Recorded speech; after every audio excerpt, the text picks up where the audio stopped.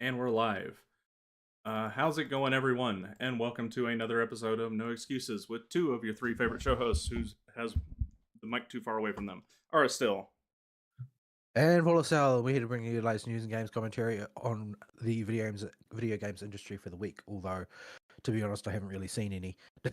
But yeah, there's only the two of us today because Fern is servicing the needs of a whole bunch of drunk cowboys again. Because I guess that season never ends for him, or so it seems. Yep. Just a heads up, there are windstorms outside. The tornado season is here about a month early and starting off with a bang. But I don't have any warnings in my area yet, and the rain is not here. It's just very cloudy and very windy this night. But if the power suddenly goes out, then a tree fell down. I Or don't the know why. You would think that they would run out of trees near power lines eventually. not where I'm at. That's still mostly I'm in the one patch of the sticks that leaves civilization. But it seems like you tell me like 3 or 4 times a year a tree fell down and took out the power lines, That's and because yet you have not run out of trees. the road runs is just a clearing through the forest with power lines down it. So you got these big old giant woods that just have trees all over the place where they've just basically cut a line straight through the middle to build the road that goes to where I live. So the road is just lined with trees all the way down for like a solid 3 or 4 or 5 miles, both directions. So a tree can fall down and just bop it, and that's it for the power. They have done a better job of culling the problem looking ones. Right now, before this storm came through, the brand new city that has been founded actually got a tree cutting team that got out there and chopped up all the problem looking trees. And so you drive down the road, if you look in the ditches over the railings on the sides, you'll just see piles of felled trees and logs from where they've cut them down. But it's impossible to notice all the ones that are a problem because there'll inevitably be some trees that are just thin or brittle, and something hits them the right angle, and they just go down on top of the power line. But we're doing it much better.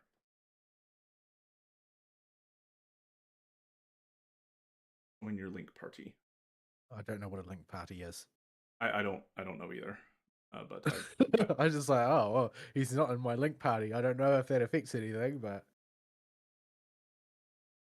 I think if we're in a lobby with multiple people, or we're in like a public lobby, and we just want to hunt amongst people we find in the lobby or something, that's what you set up a link party for. But we use the squad lobby, so we don't really need it. It might let us see each other on the map better though. Get out of town because it doesn't show your friends on the map. So yeah, um, stuff on the show today that we have. Uh, Continuing our adventures in Monster Hunter. Have been helping Vol get started in high rank. He was playing a lot last Sunday and chewed through the rest of low rank and got into high rank. and then got slammed by work for the entire week, so I haven't touched it. Yep. ZZZ had its big patch come out, so some stuff to talk about there, and a few updates to Hoyo General. As for Genshin and Star Rail specifically, though, I have not looked at anything that's going on. Although, uh, the Star Rail people are chimping like crazy. I haven't seen any of this, and It's I like get heaps of Star Rail stuff in they're my feed. saying that Castoris gives your entire account a revive, even if she's not in the party. Oh yeah, but that came out like a month ago. Yeah, they're it's just now breaking into my feeds. It's like, oh, yeah, that's dumb. But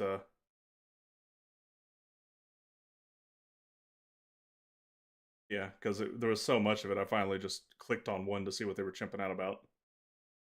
I don't think it's really worth chimping out about. It's not like the game's competitive in any way. Like people don't in the end game in Star Rail, people don't die. That's never the problem. The only thing is that it could distort the meta around sustainless teams. Like if it's not, if the teams are not like top heavy on buffs to the extent that a death will disrupt things, um, then it will mean that the only way to play in game is sustainless at that point, which will mean that the pull value of sustains will go way, way, way down, and they won't want that. So they've been dumb enough to completely corrode the game state before by doing things like releasing Aventurine, so it's possible that they're that retarded. But I don't think it's likely to impact anything in the long run because realistically, people just don't die in the end game. That's never the problem, unless you're running with 4 stars that are built exclusively for damage. Well, yeah, that's what I'm thinking here. Is like, I will often have to sit there in Apocalyptic Shadow and just refresh because my opener dies. Just the start of the fight makes everything fall over. If I could get the engine going, it wouldn't be a problem, but that I can't survive the first turn. It's also I don't know how that's going to work though because there's lots of fights that are currently in rotation that in various present day rotations that are going to sort of clash horribly with that mechanic, such as something unto death is basically going to be nonsensical. Mm-hmm. And that's one of the few fights where you can die because your team often gets halved, and therefore all of the enemy fire can end up going on one target much more easily. That's one of the few situations in which party members dying actually still happens if you have to fight something unto death in Memory of Chaos or something. But the fact is that those characters are dead by game logic, so yeah, it's sort of a bit. It's gonna play out in a bit of a janky way. Yeah, it also But yeah, I don't know if that will make it into the final thing. There have been two since they added that ability. There have been, I think, 3 revisions to her kit. Well, no, 3 revisions to the CBT, which didn't change her kit.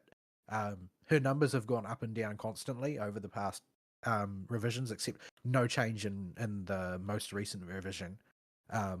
They keep changing in AXA though, like constantly. They can't work out the balance between single target and multi-target for him because he's erudition, but you don't want erudition characters that can't be played outside of pure fiction because that paradigm basically meant nobody pulled erudition. But yeah, they can't seem to get his damage right. But Castorus's mechanics have more or less been set in stone for the past 3 versions. That said, there were like 4 total overhauls before that, so it's still possible that they could change their mind. But it's getting pretty late in the piece for that. yeah. So yeah, since we're playing Monhun actively, we can probably cover that one first. We get stuff. Um, so That quest has let's. been up preparing for the last 10 minutes, by the Oh way. yeah, I'm either when I'm tab out to mess with the stream, I may miss it. So just If you had put it up, I would not have known how to get there though. Like I don't know how to join quests that somebody has offered. hang on, I gotta find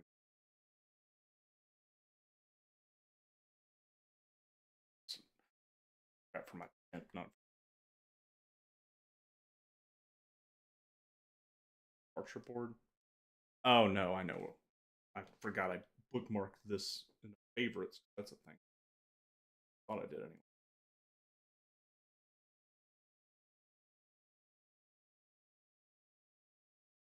I'm currently in that awkward position where you've just got into high rank and everything you've got is just a little bit underpowered, but you can't quite put together the materials to craft anything decent. Yeah, But Ara still has a yen to fight a chicken for some reason. because I need it to get to the Rathian tree. Then I need to get to the Rathlos tree that I need for the combo tree.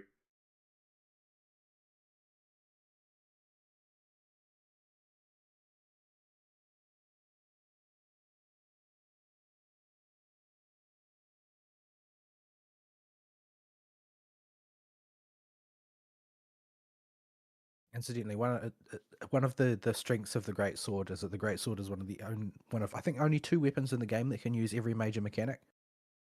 So you kind of want to exploit them if you can, if you are actually capable of doing offsets, which I'm not. But you can also do clashes. So that's like, if you're good at it, that's like a free topple every fight. I see. I'm not good at it. I don't think I've ever successfully done it. I'm sure how to accomplish it. You basically it's you tap R2. No, is it R2 or L2? You tap block from neutral, just as you're about to get hit, and it will start building up the topple meter. Okay, so And then eventually it will trigger a clash, and when you win, you usually get a topple of some kind. Though okay. the particular conditions of topple you get seem to vary. Yeah. So Royal Guard enough times to trigger the flash state. Yeah. Neutral state position. Don't hold a direction. There are ways to cancel into it, but they are not things that, since I can't even do it from neutral, I haven't tried to practice the more advanced ones yet.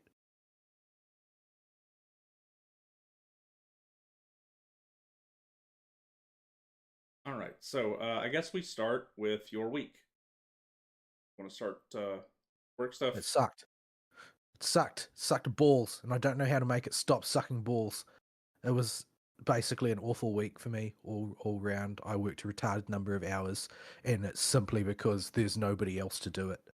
They are always interested in cutting costs, and they're always doing that by making me work longer hours.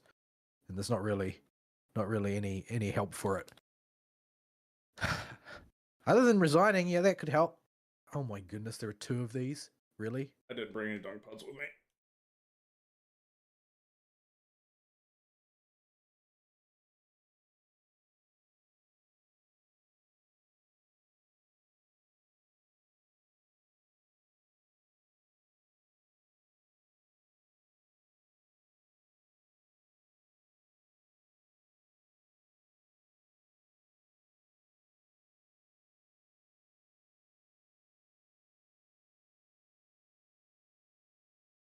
What is actually choppable on this thing anyway?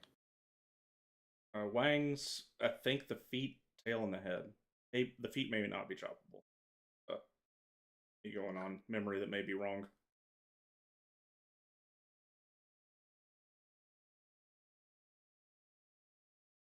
Did he just? Oh, behold. Incidentally, for the record, since you're learning Great Sword, if you true charge slash from focus, you step forward half a roll to a roll further than you do without focus.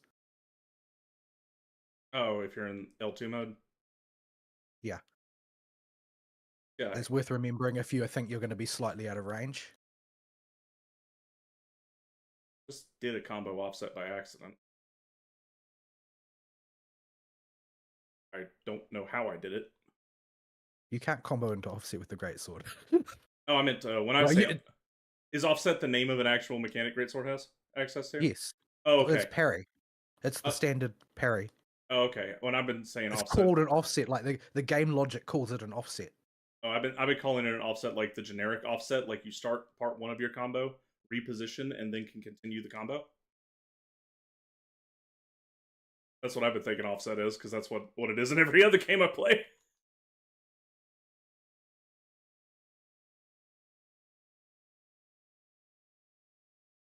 Am I fighting the right one? I don't know. Possible I'm the one that got turned around.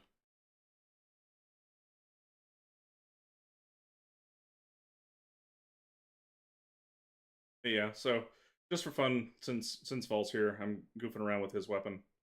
Made a maybe high rank one in the good old chicken decapitator, and have a bigger high rank one in the event that we eventually get up there and go with it.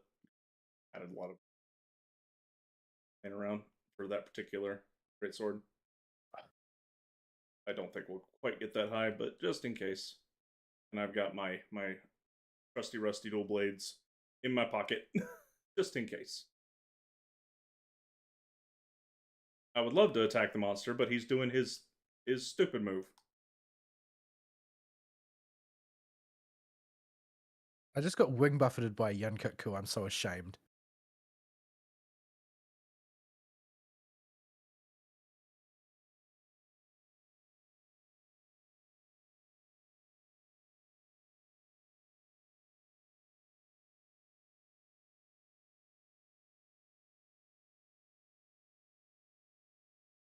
think the one closer to the. Yeah. This is the right one I'm hitting. I just got blindsided. So We should have used dung pods instead of being retarded. no, retarded's more fun. Well, it is appropriate for this monster. Retarded is how he do.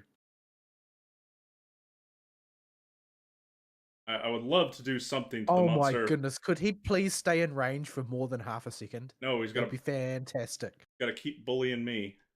Gotta sharpen my chicken decapitator for decapitating chickens. Oh my goodness, that one. Oh, hang on. I'm weaving food. Food weaving. Got to eat.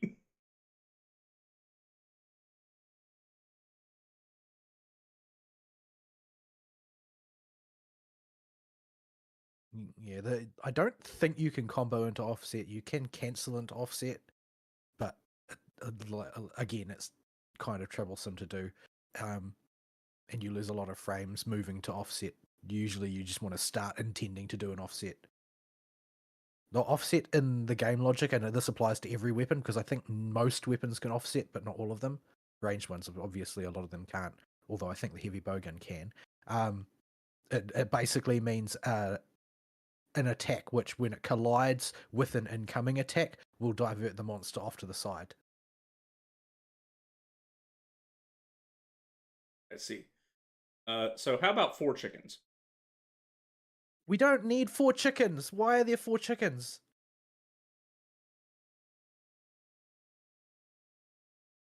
Maybe this is the time to learn to do an offset, because if you offset, you're likely to hit something at this point.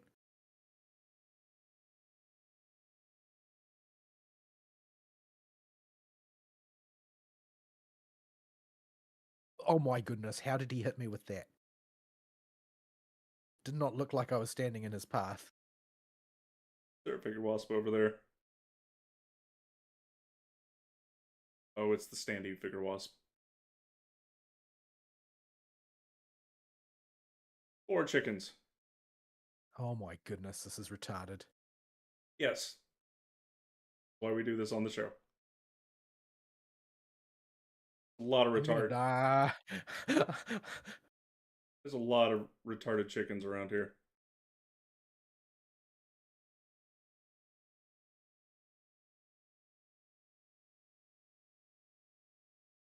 Well, the cat trapped the right one at least.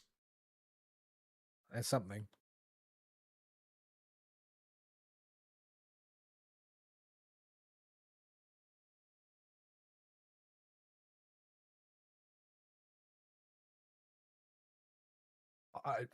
What's going on? Where am I?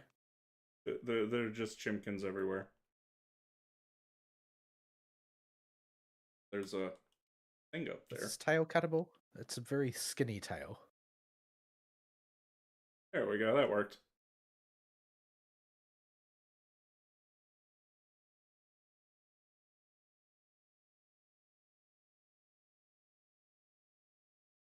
I got the wang and the beak I needed, so I'm just kind of going for whatever's around.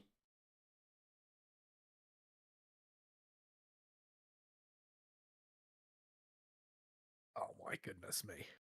I don't know if I can escape this. Oh, no, I'm good. Kind enough to open a path. Alright, Rocksteady Mantle's a thing. All right, I've got that, don't I? Ours left. We can abandon this mess. Oh. He just left. I see him flying away. That means I don't have a Rocksteady Mantle. But this will wear out before we catch him, but... Oh my, oh my. Why those boulders were right over their head? Did like 700 damage. Yes, I don't know what I'm going to do about my work situation. I don't know how sustainable this is. Like, I'm just exhausted all the time at this point, and I seem to be the only one who thinks it's a problem. But yeah, when we're about to get audited, and when everything goes completely pear-shaped, and they try to blame me for it, well, it'll just be, well, You gave me no staff. You've got me working 55-hour weeks, thinking that's the solution to your problems, and that's not it's not gonna fly. I'm sorry, but yeah. So video games is pretty much wiped out during the work week for me. Not really. I need to capture these for my. There we go. I think he said he wanted those. The vigor wasps. I got the Vigor Wasp already. He wanted flash flies. Oh, okay.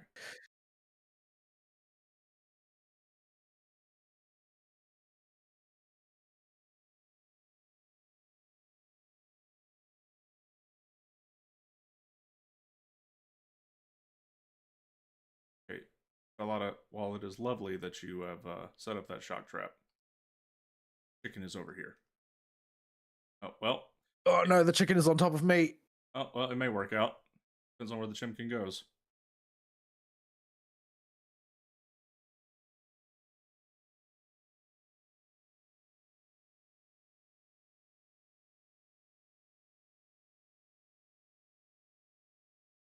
Well, I hope it was worth it for you.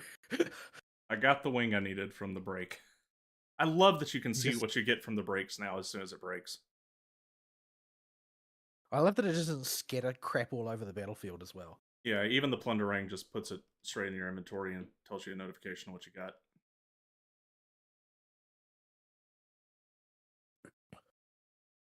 I wonder if there's a bonus for killing all 4 of these retards. I don't know.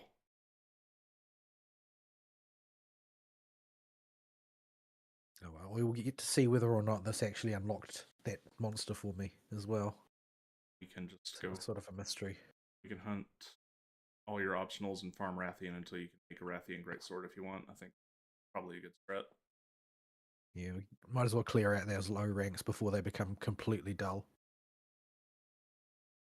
Oh, right. It's a vote now to end quest immediately. I could have taken it straight to the screen. Everything I about can the still part. see that idiot fluttering around in the background as well. Oh, his But I buddies? feel like that.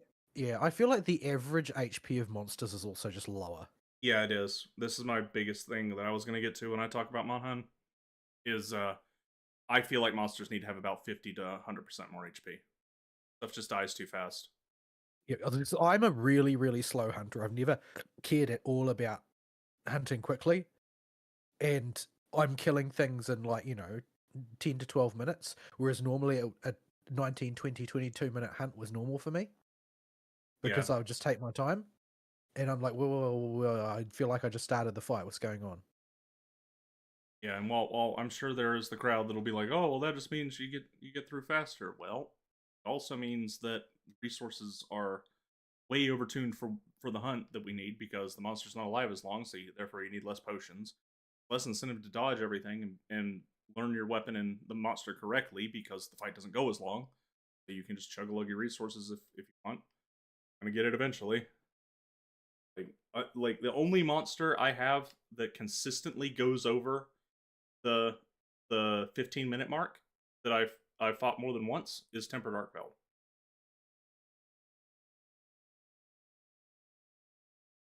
So your flagship biggest monster in the game right now, and Jindahad, but he's kind of special. Nope, Yun Kutku didn't get unlocked by that. Ah, interesting.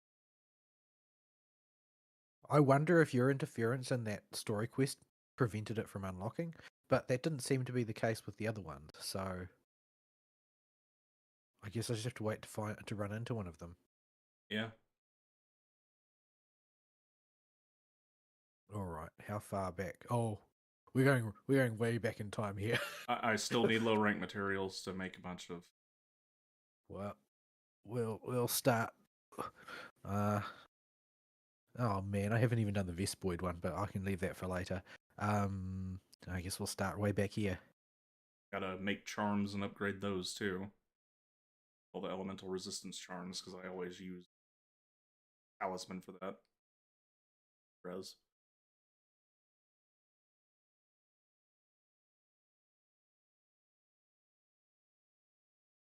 Hoplo. Anyway, yes. So I did do the low rank story. It was a Monster Hunter story. I'm not sure what else to say. The people who are saying it was especially terrible, I don't understand why they think so. The people who are saying it was especially good, I don't really understand why they think that either. It was a Monster Hunter story. It That's it pretty much all you can really say about it, to be honest. it lost a ton of points from me from Brownie. Yeah, I just sort of got sick of him very quickly. Probably shouldn't give him that nickname on the show where governments can hear. But he's like, I guess it just doesn't make any sense, really. Is like this random kid who constantly puts himself and everybody else in danger, and you just can't help but take him everywhere with you. Really, Yeah, is that necessary? the real kicker was in Artfelder the same. I mean, a kid being retarded is not anything new, but Hoplo, stop that. I don't think this guy's tail comes off, but it does deflate. yeah, I think he's just deflationary.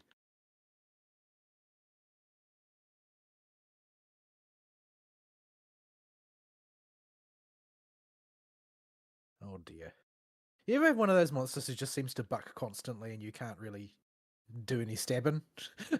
Yeah, in this game too, it feels like when you're mounted on a monster, it really wants you to move more than brace. Like in World, it wanted you to brace; it didn't want you to move.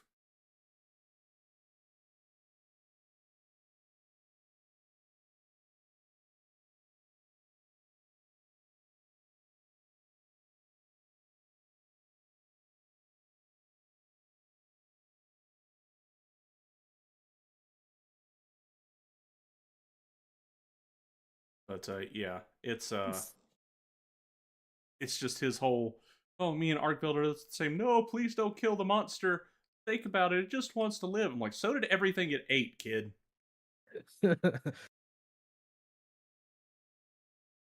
I like how you were like, it also killed his family. I'm like, yeah, I don't care about them though. They're not the most likable lot.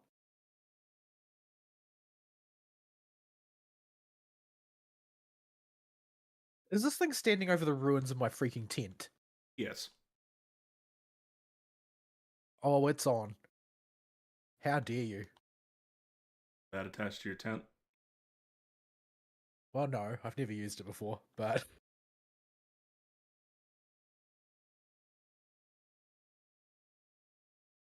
So now that you've had a chance to sit with it and experiment with focus mode and all the goodies that come with that and the wound system, how are you feeling about all that now? I think it's overfilled. Like Yeah, there's too much gilding on the lily. I yeah, think that there's a tighter, slicker version of the same thing where you haven't attempted to just fill it with stuff, mechanics for the sake of more mechanics. Like I said, the greatsword is like one of two weapons that has every mechanic. But when you're a greatsword main, you really feel like you're just not using most of the tools in the toolkit most of the time. Like I've seen the really skilled players and they do use all the tools in the toolkit because they already know the perfect time to use everything. But it's too much to learn. Like you're going to have to take a real long time. And it doesn't really feel like mastery so much as trying to pass your driving exam. Like there's just a heap of things to remember, yeah. and it's like there's definitely a lot of there's a very high skill ceiling, but it doesn't give that impression. It gives more of an impression of, a checklist, a very long checklist of things that you've got to learn how to do, and an encyclopedic knowledge of monster behavior is required. It just doesn't feel like there's any art to it. It doesn't feel like there's any instinct to it. It just feels like a learning exercise. Yeah, But like it's the great sword was all about position and timing originally, but the great sword in this game, it's like, well, On top of that, they've added defensive clashes. On top of that, they've added parry offsets. On top of that, they've added focus mode to adjust your position. On top of that, they've added all manner of things that weren't there before. It's not as like flashy and egregious as wire bugs. It's not as bad as wire bugs. It doesn't make everybody practically invincible like bugs, but it's definitely a feature creep that is going to trend in the direction of homogenization of weapons if it continues. It just I feel like it gives people too much of a Swiss Army knife with all the weapons. Like there were very clear drawbacks to some weapons, like the weapons that had gauges. Building up the gauge was a draw, but the wound system allows for most of them to cheat the gauge. Like the uh, the Like offset through gives charge slash. yeah the or you know even though it doesn't explicitly, it depends on the literal physical length of the monster. Dual blades can cheat their meter with it too. All you got to do is hit the wound while in demon mode, and you'll build gauge for every hit you do along the monster. But yeah, freaking longsword goes straight into red gauge. Switch axe, insta meter charge. Yeah, it has a. This is not a good comparison, but the vibe I get is similar to the vibe I get when Hoyo wants you to use the new character. Mm-hmm. Like they just make it very obvious at every possible opportunity. Here would be a really good time to use that new character. Mm-hmm. And yeah, it just the generic options, the defensive stuff, the the inflicting of wounds and how that allows you to more easily stagger and interrupt monsters. The just little stuff every weapon has like that. It also cuts into the weaknesses of weapons just because the monster itself is given less options.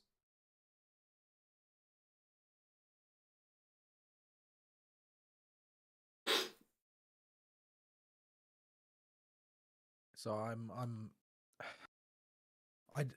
I think that I keep coming back to the feeling like, well, there's more to it than World, but I don't think that it made it better. It just Mm-hmm. made it fatter. Yeah, I'm still very confused about the open world decision because basically we But it's can't. not very open, is it? It doesn't really behave as though it matters. No, there's zone transition hallways for goodness sake.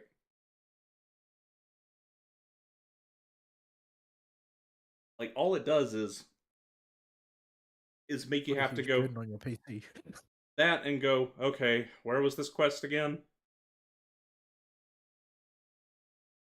And the decision to mark everything on the map took out a good solid 20 to 30 hours of gameplay that I would have enjoyed. And I don't know about you, but I've only had to like go and run into the map to gather materials a couple times, and it wasn't for very long. And I just needed like ores and junk for weapons. I've never Yeah, had to go. for me it was smoke nuts. I never seem to have enough smoke nuts.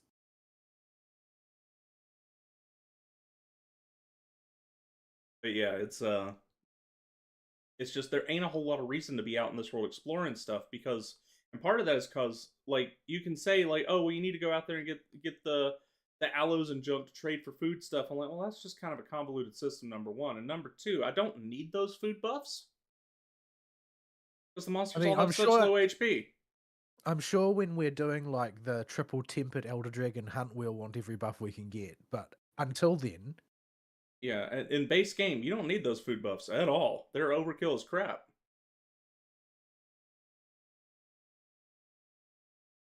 I don't like Radar. He bullies me. We have an emergency button if we get over our skis, and it's called the Odago Dual Blades. Poor Doggo. He did not fare very well against me in this game. Like he was the monster who felt the weakest to me compared to my previous experience of getting Oh yeah, teabagged by him. he I bleeds don't way know what it was less. about him. I noticed, Yeah, like I used just to every time he got near me, I used to start bleeding in World. yeah, if he tapped you with any move that used his feet before, you would bleed, or his bites. But I now went it's through so much jerky. Yeah, but now it's just like, oh, I'll eventually get bled if he lands a direct attack twice.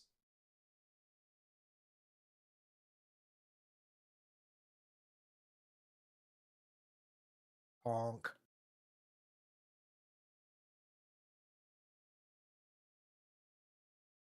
But yeah, there was that, and they gave him the dragon element to compensate. Maybe that's why they made it harder for him to bleed. But unless you're playing a weapon like bow or dual blade, that's not gonna bop you that hard.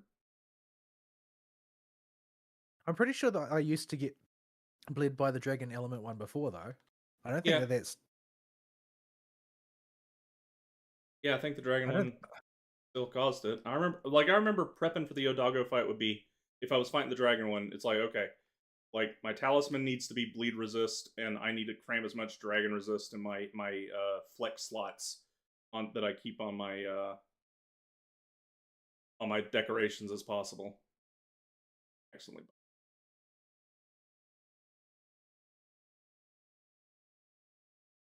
Oh, his tail was not particularly attached. This is low ranked.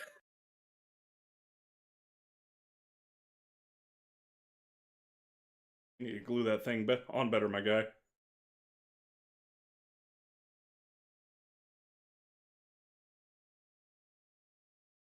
But yeah, it's Odago is down. Like Anjanath can still do a few Anjanath things, but honestly, there's not a whole lot of thought going into that goes into fighting Angie.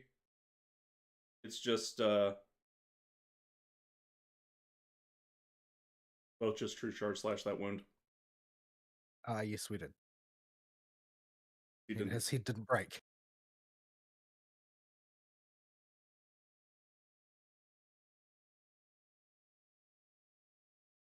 Why did I think I could just stand in front of that? You just take it. Yeah. But yeah, like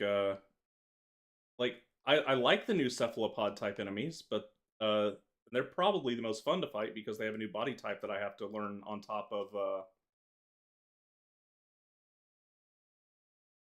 getting used to this game's mechanics. But as soon as I get them figured out, they'll just be like every other monster.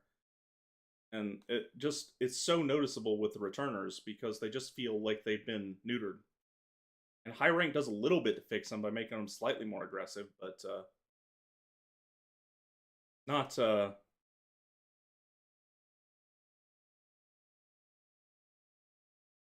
that he used all his glue on his horns.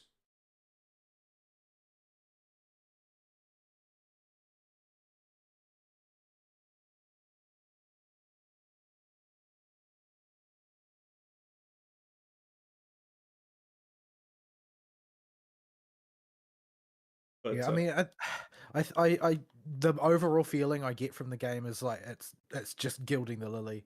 Like the formula in World I felt was satisfactory. I just wanted more content for it in the new one type of thing. I wanted it to more or less be the same, but instead they haven't gone full Sunbreak and added like a gajillion different mechanics or anything like that. But it's still it's a sort of elaboration that I don't think really adds to the game identity as much as it just, it adds more stuff.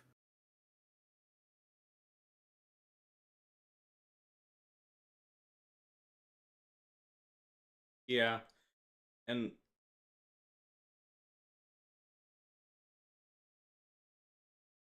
I actually got the red counter hit.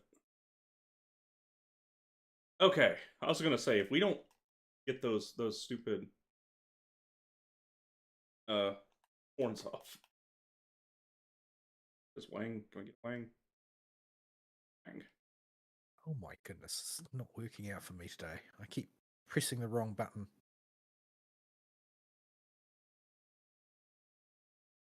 Try and get his other Wang. No idea where I'm aiming.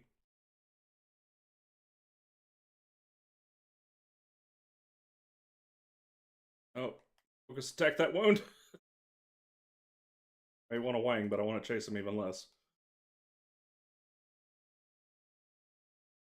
Yeah, it's high rank will increase the monster's health a bit, but it also feels like once you start getting towards the end of the gear curve in high rank, you just kind of blow past all the stuff that feels appropriate, and your weapons and equipment can really scale out of hand. Like if I had my Arcveld armor on, the skills you get from it are stupidly powerful and would be comical. And it's already really easy when I downgrade my gear to rank 5.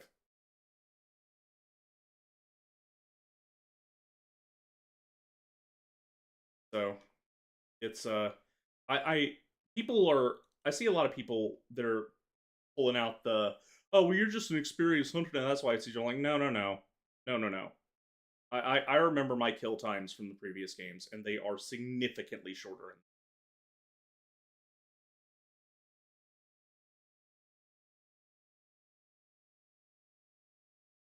Like I don't know why. I understand liking the video game. I even understand white knighting a video game to some degree. I used to do it a lot back when I played MMOs. But nowadays, it's Because just, you're psychologically dependent on yeah. it. But nowadays, anytime I play any video game, it's just like, I want to point out things that are shoes with it, unless, especially if it's a multiplayer game, so that the company can fix it and make it a better experience for everybody. Because well, in these surface level quality of life or whatever decisions, or just decisions for mass appeal that they put out, like, oh, we'll just make the monster's health a little bit lower. Oh, we'll just add all these extra features and give every weapon a 50 bajillion options. Well, all these come with a cost. You may not be able to parse it right away and figure it out, but they all do. They come with either a weapon's identity gets sacrificed, or the the general game feel is slowly sacrificed. Aspects of the game will eventually be cut because they'll serve less and less purpose, and you'll get a more and more watered down experience. Like this is why it's important to call this stuff out and not just White Knight for it. Now, unfortunately, the game has done mega gangbusters. So they are probably going to double down on every decision they made. Yeah, that do be how it is.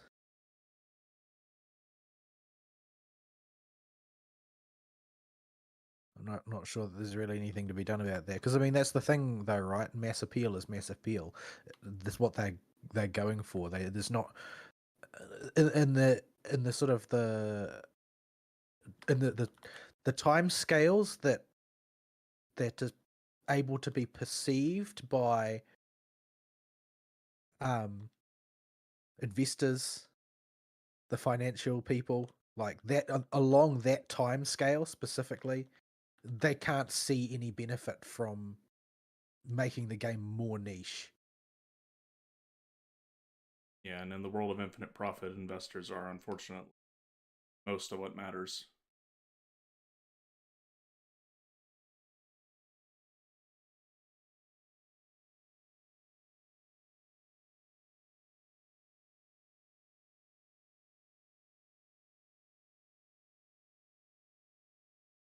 I just dinked off his foot.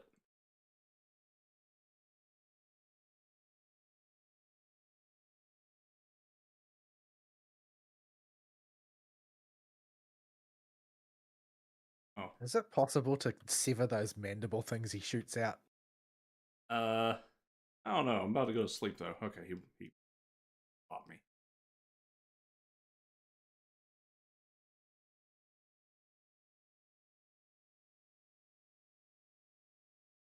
No, true charge slash dinked.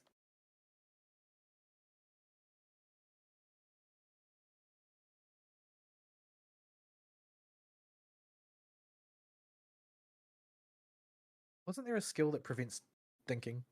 Yeah, but Narcilla and one other high rank monster are the only monsters that I've ever dinked on. But then again, I usually have access to blue sharpness, dual blades, so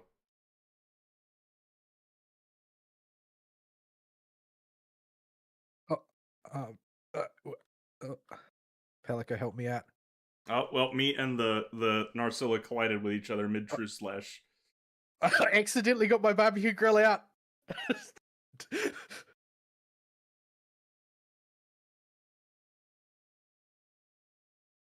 poisoned, and I'll be fine.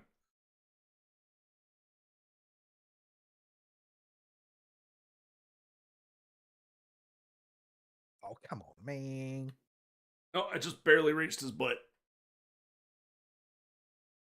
But can you break his butt? Is his butt breakable? The break butt? Butt has a counter spot on it. Not a wound.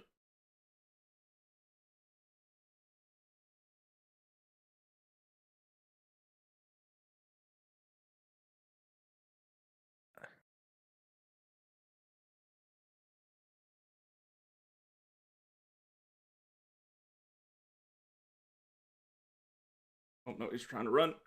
Go true charge slash. We don't have time to charge you. No! Look at all these carves. I don't want to get fluid. No, when you're gonna need some monster fluid. I'm pretty sure I'm not going to need any monster fluid, and it's not like there's any shortage of it if I do.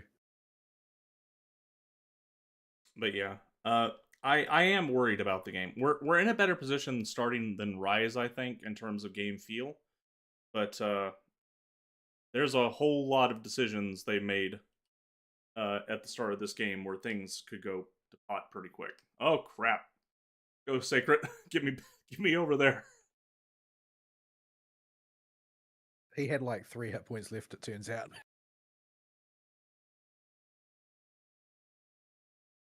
I tagged him and he fell over.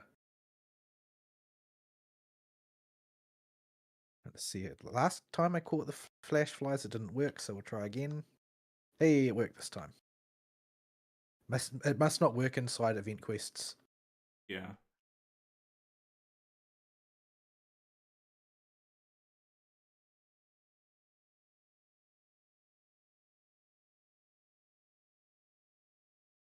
Right, that's enough of that. Monster fluid. Oh boy, monster fluid. Gather it. So yeah, I'm definitely enjoying it more than I was with Rise. There's less quirky garbage to get in the way. Yeah, I don't feel like there's a separate game embedded in this one, but I feel like it's been. I feel like they've decorated it too much with things rather than embedded a whole other game in there. Because it did with the wire bugs, it did feel like there was like this totally other game being played, Unless not Monster Hunter. Never mind the Spirit Birds and the monster ride mechanic where somebody has to go find a monster at the start of every hunt to go. Yeah, like the game is very definitely Monster Hunter this time. It's just it's Monster Hunter that has been, you ever seen you see online the way uh those Indian guys dress themselves in bling and they like comically overdo it? Mm-hmm. Yeah, it's like that. It's Monster Hunter like that. Yeah. I mean, Rise there was merit to some of Rise mechanics. Like the monster mounting thing was a cool idea. You just need to make it way harder to do and not mandatory to do at the start of every fight.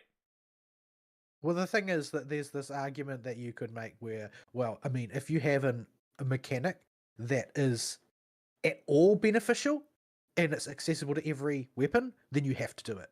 Well, that's what it is. There's not really any way that you can make it still beneficial but not mandatory. Yeah. The only way that is done elsewhere in the game is by not giving that ability to a particular weapon. Well, I mean, like it's not mandatory for light bowgun to do offsets because light bowgun can't do offsets. But in theory, you should be using offset anywhere that you can if you are skilled enough to do it. Yeah. What I mean with the monster mounting is my biggest problem with it was it was optimal to do at the start of every fight. Like you needed to have somebody go fetch a monster because it was so quick and easy to go fetch a monster to come take it for a ride. And it was not only that, but parts would shower from the heavens when you did. Yeah, you can have fun mechanics like that. As a mechanic, I thought it was fun, but you need to make it not optimal and not as rewarding to do. It needs to be that thing you do for fun with your friends. It's like, oh, this is an opportunity for a cool moment. Yeah, as opposed to, oh well, in order for us to shorten our farming loop by 50%, we have to follow this particular set of instructions every single fight. Yeah, we have to make sure we have a comfortable amount of spirit burbs, and then somebody has to go find a monster and go write it to the current monster, and then the other person has to grab the monster we're actually fighting and do the triple bonk, and then you do your opener, and then you can finally start the fight in the monsters at half HP, which is about And the then HP. it goes back to being Monster Hunter after that. Yeah, The wirebug moves. yeah, but it was like I did not like the wirebug moves, and I get a less intense feeling when it comes to the wound moves and the focus moves in this game for some of the focus moves. But Oops, I went to quick start. Does that mean it'll start without you? that means I'll have to join it.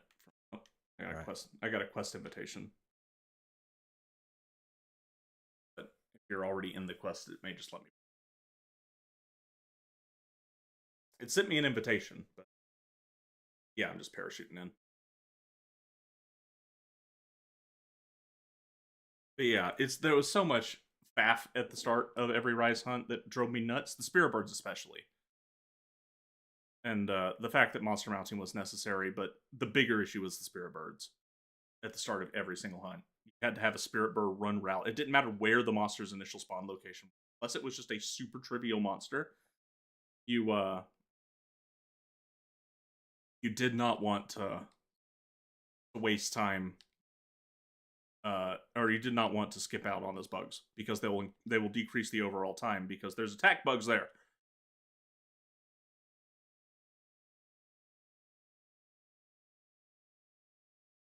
Oh, can I?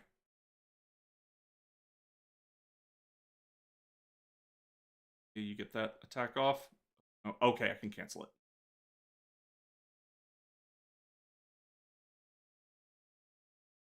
And this tail comes off right. Ouch!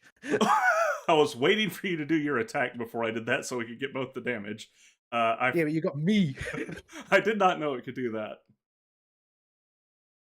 I Look did at a that. lot of damage. It's recoverable, but Look at that perfectly synchronized true charge slash after it, though.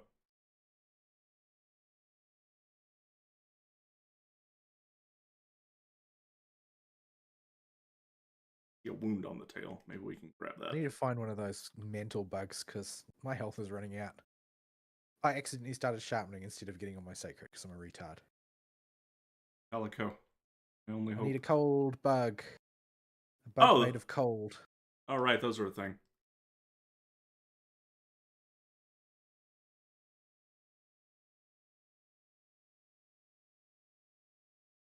Yeah, that's the other thing. The cold and hot bugs. Well, you have to get them on these maps. There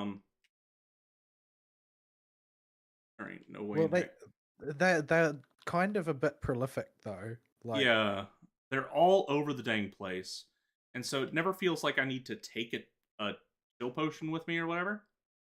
yeah, I never have. Yeah, no. I'm if I forget about it, I can always just look in the sacred pouch, and there's usually one in there. All right, the sacred pouch.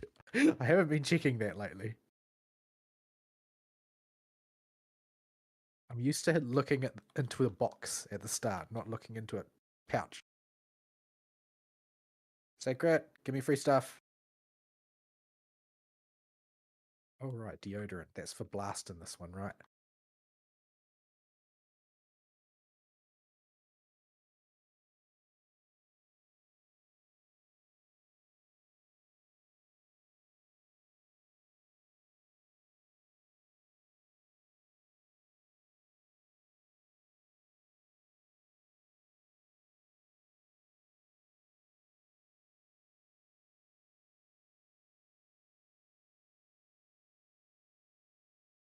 Oh, I got the offset.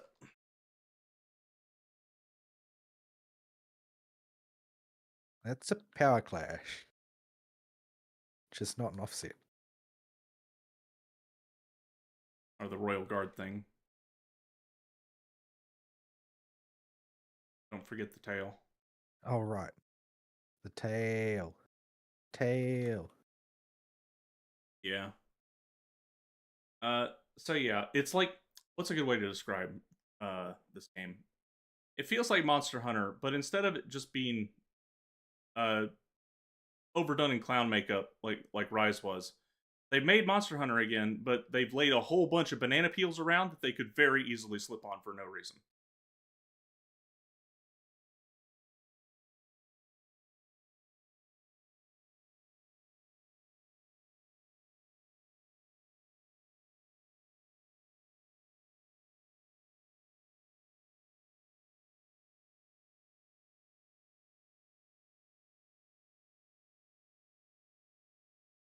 Yeah, small monster got in the way. Yeah, I, I saw some 300s pop up. I'm like, that's a big number for fighting them. Oh, I hit the babies. For charge slash, not Monkey Man.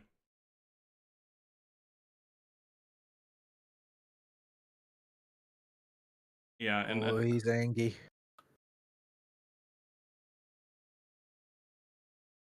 and when it comes to lights and statuses in this game, I feel good way to describe it. Like Blast Blight in this game, you just roll 3 times and you drop Blast Blight, and it's like that Oh, in it works most. on Blast Blight too. Yeah, it was like that in Rise too, and in Iceborne. But in Iceborne, the monsters that inflicted Blast Blight wouldn't give you the opportunity to just get 3 free rolls. But I haven't encountered anything in this game that just gets gets aggressive enough to stop you from getting those rolls with Blast Blight. Some Cranodaths over here you can carve. Accidentally over. You do need their skulls for stuff. Oh, great. Cranodaths.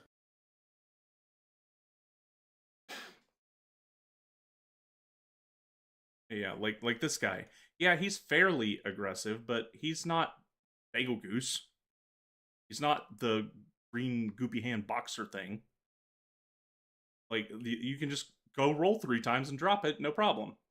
And in the old in world, if you rolled 3 times to drop it, it would drop the explosion on the ground and could hurt you if you didn't also get away from it when you did that.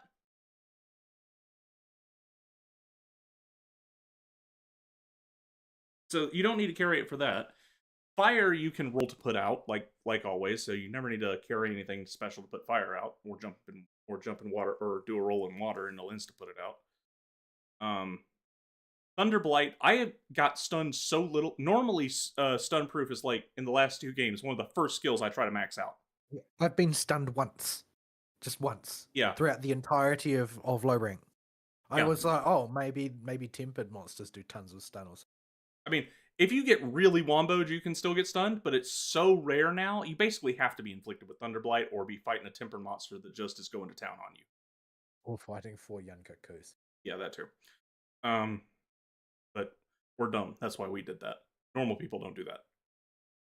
Like, what else is there?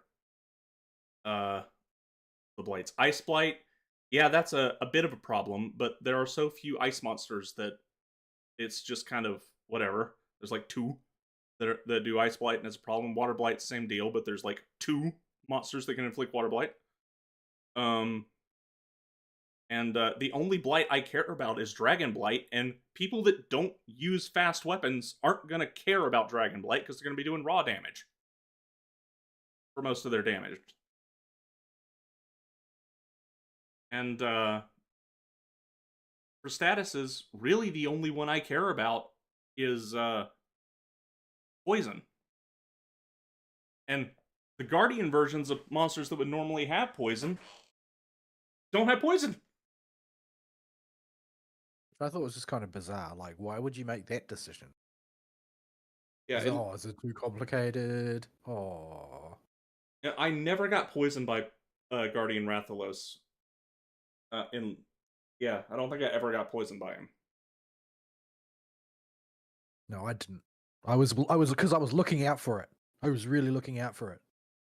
Yeah, because anybody Because it's just the bane of my existence when fighting Rathalos, but it just sort of didn't happen. yeah, like Didn't happen. becoming poison immune by slapping on the poison immune charm or some decorations to make yourself more resistant to it is kind of remember to grab the cold.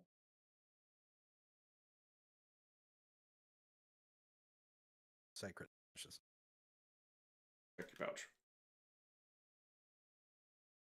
But yeah, the needing to prep with anti-poison stuff now, like that Rathian poisoned you a lot, but it wasn't as much as an old Rathian where any claw or tail hit would poison you. And Rathian specifically is the only one that really seems to do it.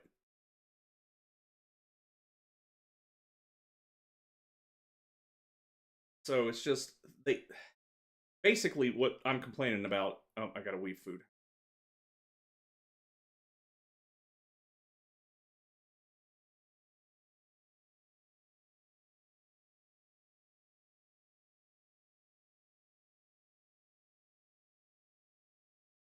Uh, basically what I'm complaining about is they should have released this game with Master Rank if this is the case with this game.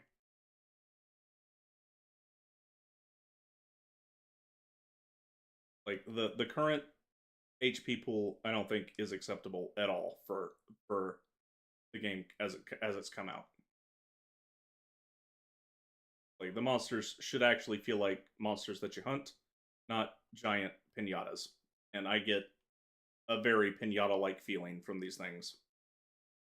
And there are a few monsters in high rank that can give me glimpses of it. Like I can see them almost make it there, but not quite. I get this. Oh, I'm not. He lifted his tentacle slightly. It was out of range of my He trick. did the same thing to me. I think I'm on the back left one, or his back right. The one I've been working on.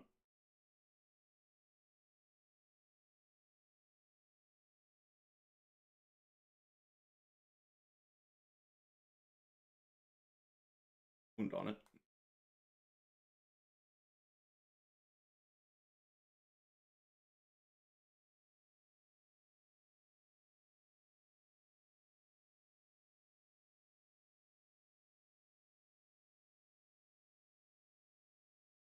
Oof. I just that. Yep. I was so focused on the tentacles. Yeah, like in high rank, this guy almost presents a real fight. He's fun in high rank, but part of that is because he's a new body type. Yeah, and what? And how often do you get to cut 6 tails? Let's be real. That's true. Oh, you got one of them in the back. I think the other one in the back is getting low.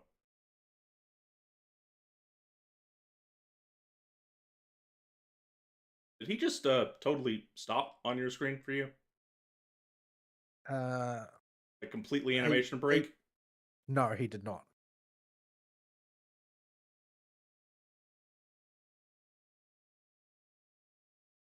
But yeah, like this guy has a pretty good thing. Like the new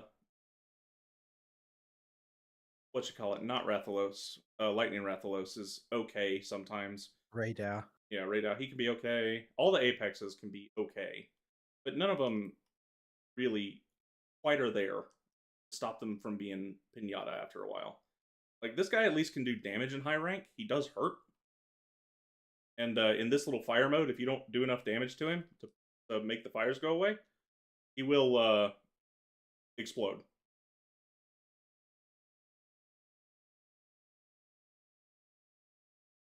I am rolling as hard as I can to get to that tail. That.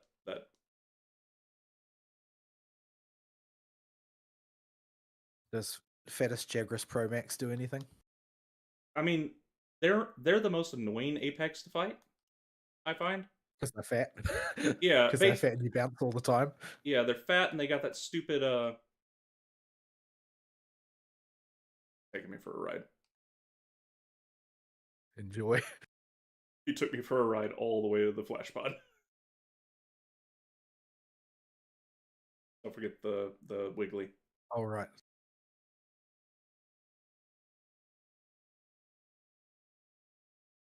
And what's the other Apex?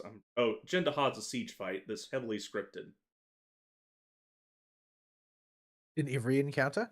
Yeah. He's still a scripted fight? Yeah, he's a heavily scripted semi-siege fight. You don't fight him like the old sieges. He just has a very. The only reason I call him that is because of how scripted his fight is. But he doesn't have any of the siege mechanics that like Kulve Taroth did.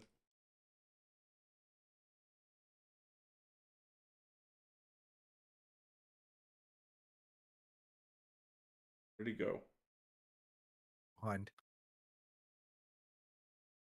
Oh, Oof. I couldn't get out from under him.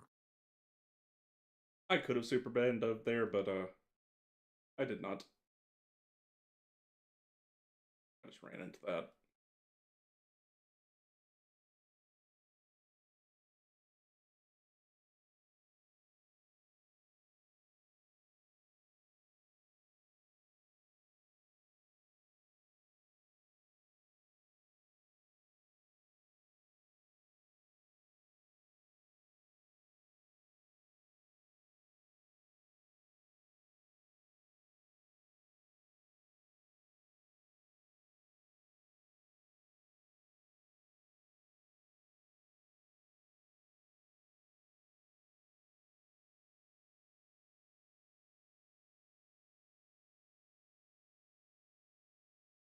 Oof.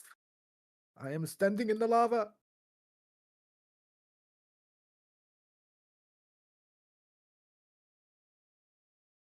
Yep. So yeah, uh, disappointed is the wrong word. It's about what I expected, and I like it better than Rise. But I'm very concerned about the. I want things to go well for Monster Hunter because I like the franchise, and there's just a lot of worrying stuff that keeps piling up the harder I think about it with this game, where things could go bad very easily. Right now, even if something comes out as being just absolutely busted on a particular weapon or a way of hunting monsters, it can be ignored. The only thing that's actively impacting us right now is there's no monsters with teeth to them.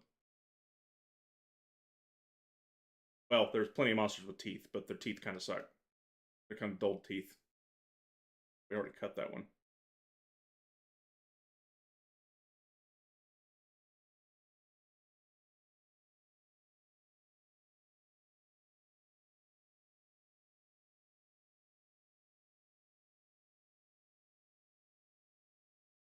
These tentacles are terribly stubborn. Oh, I usually only get like 1 or 2 off. I usually get all 6. In Yeah. fact, I usually try and avoid doing any damage except for tentacles. You can break his head too. Oh, I know, but his head doesn't writhe around on the ground after you cut it off.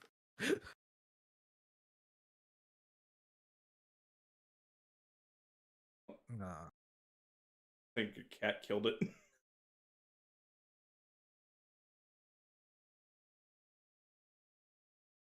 I think the assassin one is pretty cool.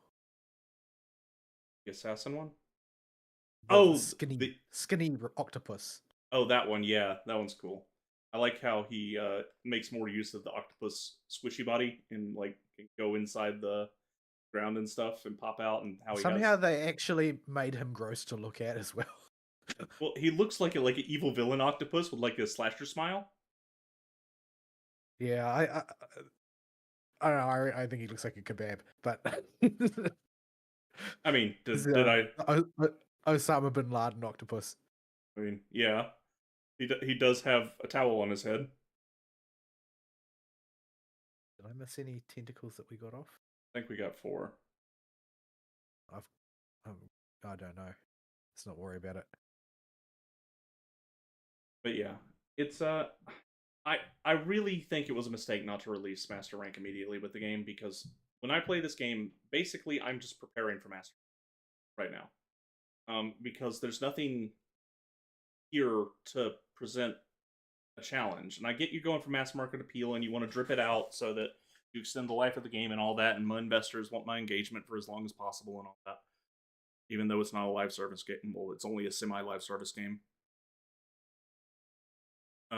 But yeah, I think it was a mistake making the monsters as easy as they are at launch. The fact that you can't fight the final boss again after you fight it once too also drives me insane. Yeah, I that's almost certainly I would say is coming back in an update. Yeah, if I that's had to guess. yeah, that's just clear. We've got the fight done. You do it in the game. We just are not going to let you do the scaled up version for high rank, and we have not put it in the armor in because we need to drip content out.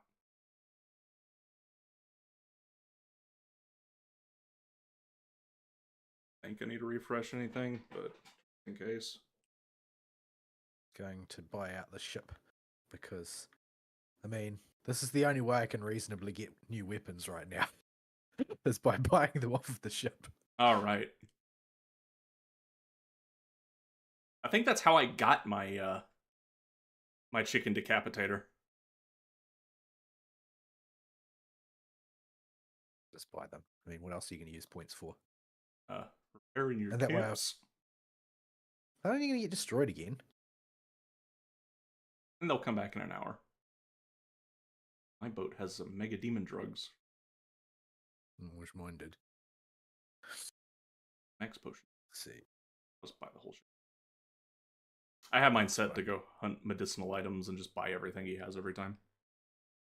I've left mine on an even sort of like just get whatever because I prefer the feeling of going to him and saying, "Oh, that sounds like a good idea.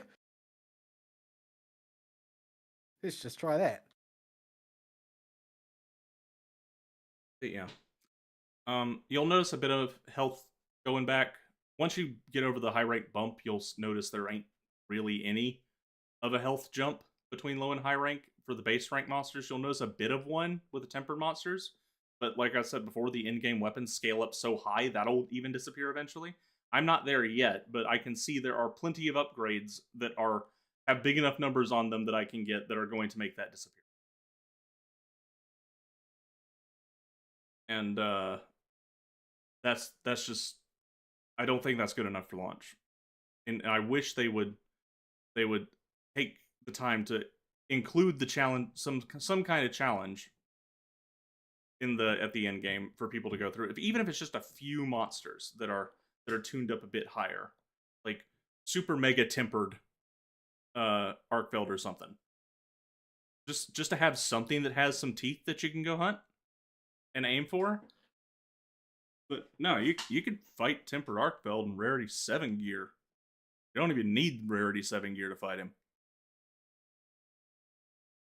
I mean, it'll take you a bit. You can do it. I think I did him with some rarity 6 gear still on me. Well, who was that monster for you in World? That was the one that's and don't say Kushala. Well, it was most of the Elder Dragons were the monsters with teeth that I wanted to get better at fighting and needed to actually prepare and build armor sets for and come with the appropriate item loadout. There's basically any of the ones from Rotten Vale onwards, and plus the Elder Dragons, Xeno'jiiva even to a lesser degree, that you fought him so much that you just kind of would eventually. I rather enjoyed the sort of the general process of getting good at fighting the rotting one. What's it called again? Black Veil Hazak or Val Hazak, that was his name. Yeah, Valhazak. I rather enjoyed getting good at Valhazak. I got Valhazak down to an art, to the point where I could just whomp him in about 7 minutes with taking very little damage. Yeah, but it took you a while to get to that point. Oh, it took a long time to get to that point. And by the time I didn't need anything from him anymore, but that wasn't the point, was it? Yeah, no. You're starting at, for Tempered Arkfeld, about 15 minutes. And he is the hardest fight in the game. So, like, your first attempt on Valhazak was probably something like 30 to 40. It was a total clown fiesta. And I got through by the absolute skin of my teeth. Yeah, like, he took me a bit, too, because I needed to learn the miasma mechanic and in future know what to come in properly prepared with and make sure I had the right elemental weapons, and the miasma resistance was important in that fight, and a whole bunch of stuff that made him have some sticking power. Like, as much as I hate Kusha because he's not fun to fight, he still met all that criteria I just mentioned.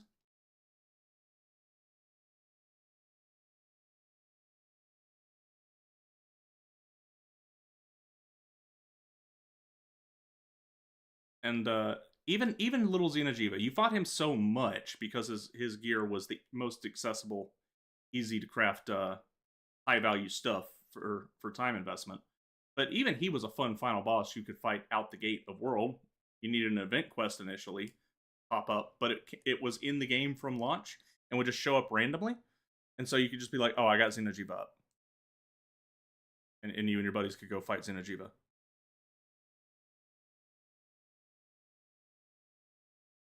Oh, I need Deshagama crap for days. Already in Deshagama low rank stuff. I must have a lot of charms that need it. My wish list.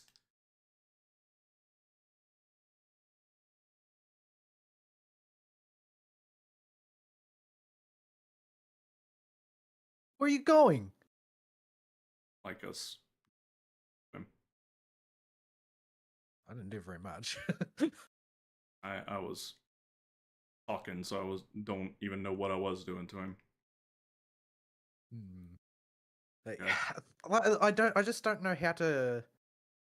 I don't know how to feel or how to talk about how I feel about this game, to be totally honest. Yeah, Because I don't hate it, but it's like it doesn't. I don't know. It doesn't feel like it's got the same degree of potential. Like I feel like they've covered its potential over and stuff. yeah. At least all the mechanical gameplay stuff when it comes to the individual weapons, aside from the wound system, can't really get around that. We can choose to ignore it on any weapon that gets something particularly busted if we just want to experiment with the weapon or try it out. If it's just egregious and hurts the gameplay, like it ain't like wire bugs where they revolve around everything, or there are specific monsters that in Iceborne near the very end of it that incentivize the use of the clutch claw so hard. Trying to not use it was you were fighting an uphill battle of like an additional 10 minutes if you didn't at least do a wall bonk with it. And choose Silver Rathalos.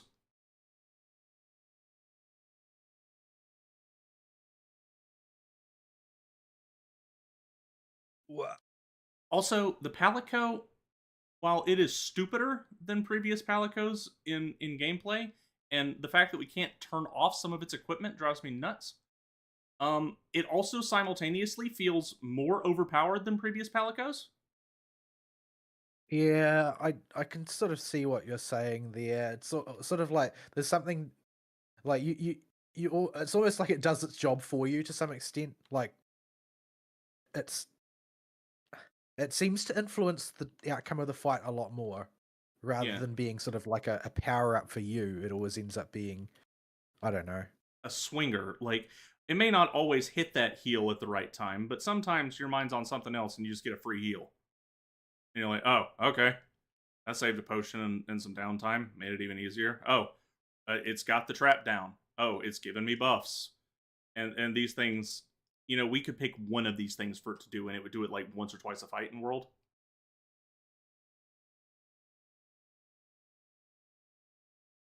Got a lot of wounds on his butt.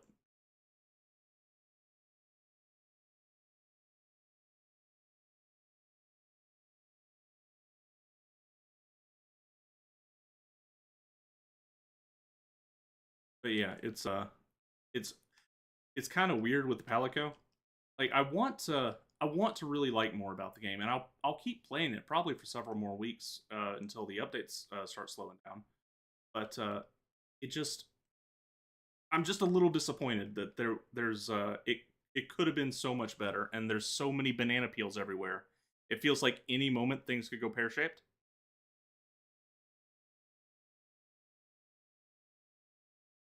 Yeah, I like if what I'm concerned about mainly is when I look at world, because this is in the world line, right? Yeah. Um, when I look at world and what I look at how they acted when Iceborne came out, like what they did, like this feels like we're already at that point where they've added all this extra uncalled for stuff. Mm-hmm. So what are they going to do when they do the major expansion? Yeah. Please don't do Clutch Claw 2. Yeah, I did not like Clutch Claw. I don't want Clutch Claw back. And the thing is that Clutch Claw was the prototype for the wound mechanic, right? Yeah. So hopefully they can't do that. And if you did not use a heavy weapon, you had to waste a skill slot on unlocking the wounding ability because not, and they didn't have that at launch. It came out later because dual blades couldn't create wounds with the clutch claw. It wasn't doable.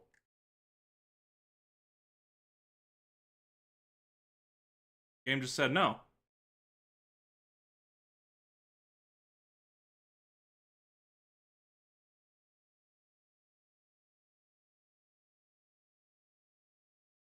So for most of Iceborne, I stubbornly added 5 to 10 minutes to every hunt, just because I didn't want to fit that skill on my gear even after it came out, and didn't have the option with my main weapon before then if I was playing solo.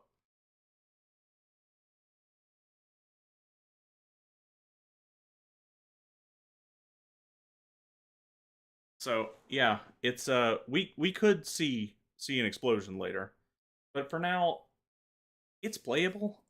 I just really wish they would have put something with teeth in it in this game. Some monster to learn, and because they've gimped its long term playability.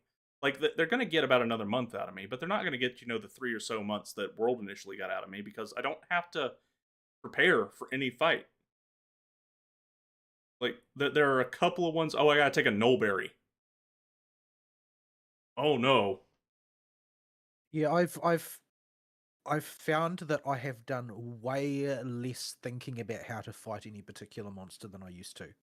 Yeah, because it I just just go in and I try and bull through it basically yeah, and because it's not its hit points don't aren't that basically I think it just comes down to the hit points to some extent. Like I don't necessarily like when games pad out fights by just making the opponents really tough, but things like um poison and things like miasma and that they kind of wear you down over time. They they force you to endure unfavorable circumstances at great length until you make a mistake and get carted. yeah, And that's sort of the way they operate. But in these fights, they're just short enough that I can just smash through them by brute force most of the time. yeah, and you don't have to worry about it. Like, and furthermore, even if you would, you were on the ball and were popping herbal potions and antidotes as soon as you got poisoned in the previous games, that's still a drain on your resources that will wear down over time, and you want to try to avoid that. But in this game, quests don't last long enough. You're never going to run out of potions. Something has to go terribly wrong for you to run out of potions. Whereas in Yeah, World, there I were mean, plenty of monsters in the base game at launch where like for me, like I know that it's sort of a bit rich of me to say this because I'm terrible at action games generally, but I ran out of potions all the time fighting Nergigante. It was a long time before I understood him well enough that I could take him down using like 1 or 0 potions. But that it did actually feel like an accomplishment because if you made a mistake, your health was over. yeah, you'd be on a pip at best if you got hit by one of his souped up moves that wasn't the dive bomb, because that would just kill you. But I mean, I also felt quite accomplished when I learned how to survive the dive bomb. Yeah, when you could Like time the Superman dive every single time, yeah, feels good. yeah.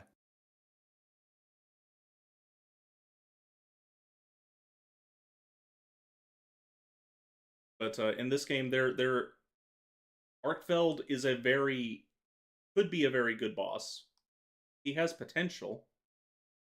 It's just and he's the closest we get to a boss fight like that. He even has some blights that you might want to prepare for and actually have to do some thinking on because he does Dragon Blight all the time if you're playing a fast weapon. Forgot to bring any slicing ammo, so you have to deal with his tail. Try and hop on his back and get the tail off. May not be optimal or whatever, but I will obsess over it until it comes off. So I'd rather get the mental space back. Actually, get on his tail. Is that me? No, close as I can get.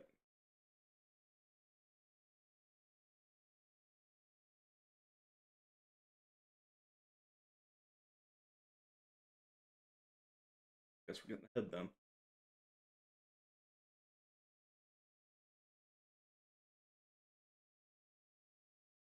It would not let me on his tail.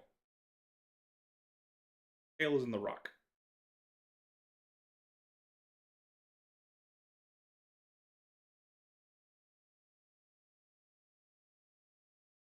But yeah, it's it, people people will say, "Oh, well, difficulty doesn't matter in the game, and if it's easier, it's fine." And I see this crowd growing more and more by the day because Zoomers don't like challenge. But you know, there is value in that crap. Yeah, well, There, the thing is, I thought that we had gotten past this discussion after Elden Ring, when even though there was still quite a lot of challenge in there, people still loved it and it did gangbusters. yeah, you don't need to babify your game, and that is probably the biggest worry I have with Wilds right now, is that we're going into baby mode. How the sword was in that Tails hitbox.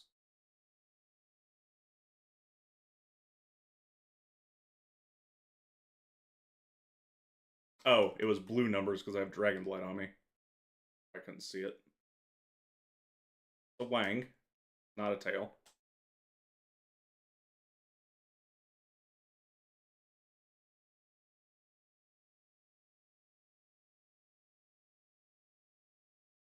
But my understanding, having actually looked at some of the text that they give you, is that the rate of wound application is meant to decline as the fight goes on. Like it gets wound resistance, basically. It does, That but that would only matter if they had enough hit points for you to get to that point.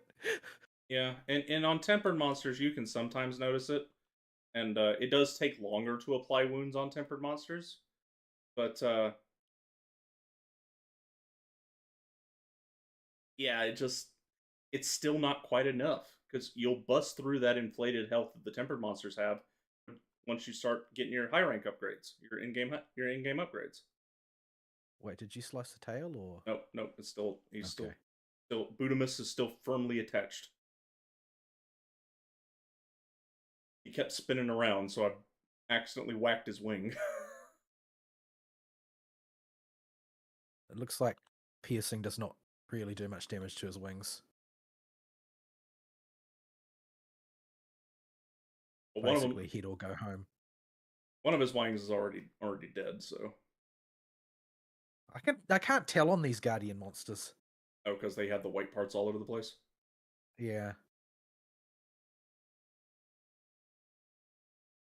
But yeah, and yeah, the like the I'm just missing the thrill of, oh, I'm learning the fight. I'm getting better at it. It's happening. Oh, you got his wing that time. I guess if you shoot enough times, it doesn't matter that it's white damage.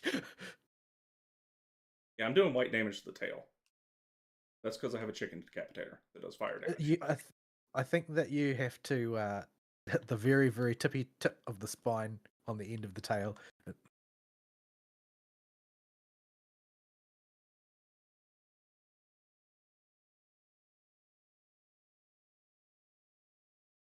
Nope, that's white too. About as clear a hit as I could get. Oh, it's off now. Try to break his head. Not already broken, I can't tell. Oh, is there a friend? He's got a friend? Oh, hi Dosh.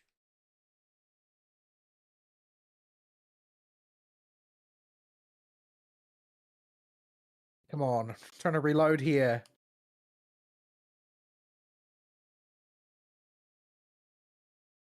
Nose is glowing red. I wanted to land a focus attack on it, but I can't.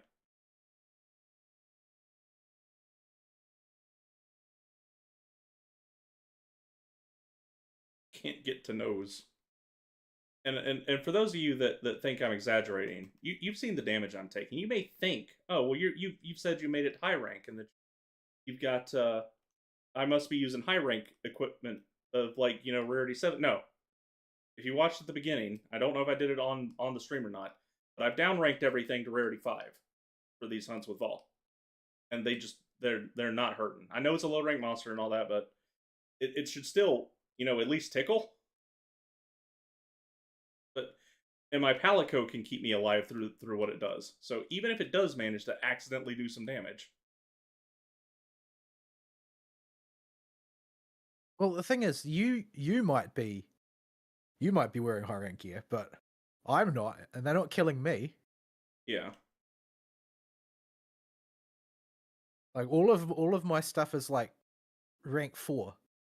My gun is rank 3. Oh, where did the tail fall off? I have no idea. I'd look at it on the map. Oh, okay. It was hiding amongst all the ammo over here on my mini map. I couldn't differentiate it from the various snow pods and stuff.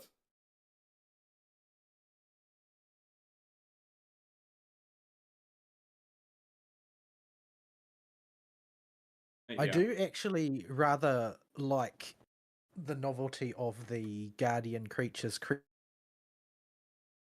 Oh, am I disconnecting or are you disconnecting?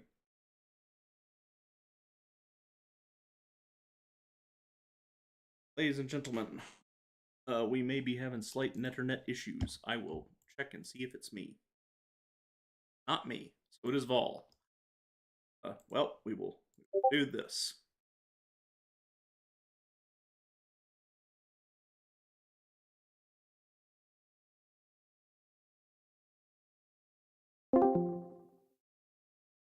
All right. I have moved it to And my central. ping is no longer red. Hello, I mean, can you hear me? yes, I can hear you. Okay, good. Yeah, I like the ability they have to create those splashes of white thing, because it gives you a bit more leverage to use some of the pod ammo. Mm-hmm. The slinger. I know that there are a lot of people didn't like the slinger in World because they were purists for when there was no slinger, but I kind of like the slinger, and I feel like its influence on the battle is about right most of the time. Yeah. I'm even okay So with the I power up was they've given happy it in with this that. game, where the damage is up. The damage is up, but it's not up hugely. Like it's doubled from 5 to 10, sort of thing. Yeah, well, and to get the really impactful ammo now, you have to break monster parts. Yeah, and I think I think that's a reasonable interaction. Like those are the sorts of things that I think you mean when you say they are fun things that you can do, but they're not mandatory. Yeah, Because I like being able to like fire the thorn pod at things and then hit the thorn pod, and I like being able to fire the dragon pods at the white growths coming out of the ground and have a chain reaction of dragon element explosions. Because goodness knows, getting dragon element to do anything is hard enough. Like oh, is that where I got Dragon the Blight in that last fight? yeah, that was my fault. Because I set off all of those things with the dragon pods because I wanted to hit the Rathian. Because it was like a free 200 damage. Come on. That's fine. I just was like, I didn't think Rathian did dragon damage. I guess he does. No, his poop does though.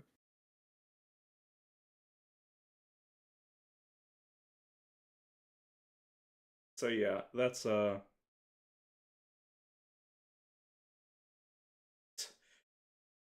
it's there's stuff like that where they've got it right. I think I've never had a problem with the slinger. People keep complaining about the slinger. I've seen it complained about a lot. But in I mean, back when we were I playing know World, that but there are other people that feel that way. The way you feel about people who complain about the slinger, there are lots of people who feel that way about me complaining about the clutch claw. Like, I think that the clutch claw was a straight up subtraction from the game yeah, because it made gameplay based around the clutch claw. And that's really the thing, right? You don't want your actual gameplay to be based around that, like based around riding mounted monsters, based around the wound mechanic, based around this or that. You don't want it to be based around it. You want it to be additive. yeah, But you don't want it to be so additive that you break up any intrinsic identity. yeah. I think it is very healthy from a design perspective. Keep your core gameplay as the optimal way to do it to fight a monster, but give people the fun options when you come up with these neat ideas to try them out and make them a little less optimal than if you just went and fought the monster. Don't make them mandatory, and but make them rewarding enough that you can see a few big numbers pop up, or you can see the effects happen. But don't make them mandatory or something that you have to do if the option's available. or make them situational, stuff like that. It's as long as we don't get into Monster Hunter Rise free fight shenanigans or the clutch claw effectively locking you out of oh, what am I trying to say? Out of doing some of the harder fights, unless you learn how to abuse it. You know, that's the kind of stuff that's prohibitive. The clutch claw in particular was really bad, I think, because it would lock fights. You would have to use it on some fights, or you would be so unoptimal it would be comical. It basically made me lose interest in Iceborne. That's why I'd played so little of Iceborne. That and the guiding lands I did not understand at all. I didn't even know what I was supposed to do. I don't think anybody understood the guiding lands. I think they just dropped the ball on that one. It seemed like they wanted to base a large amount of the end game around it, but I just could not comprehend what they wanted me to do. I was not picking up what they were putting down. Yeah, like it. Like I went and looked up 80 guides on the guiding lands, and they kept patching it, so none of them were up to date. And it's just nobody seemed to know what the heck was going on. And there was a whole lot of in the video guides I found. We think maybe it's possible that that kind of language. Like that's acceptable when you're trying to describe something to your friends and you're not sure. If you're making a video guide, please put stuff that you're sure about in there. Attack your butt. I can sneak attack your butt.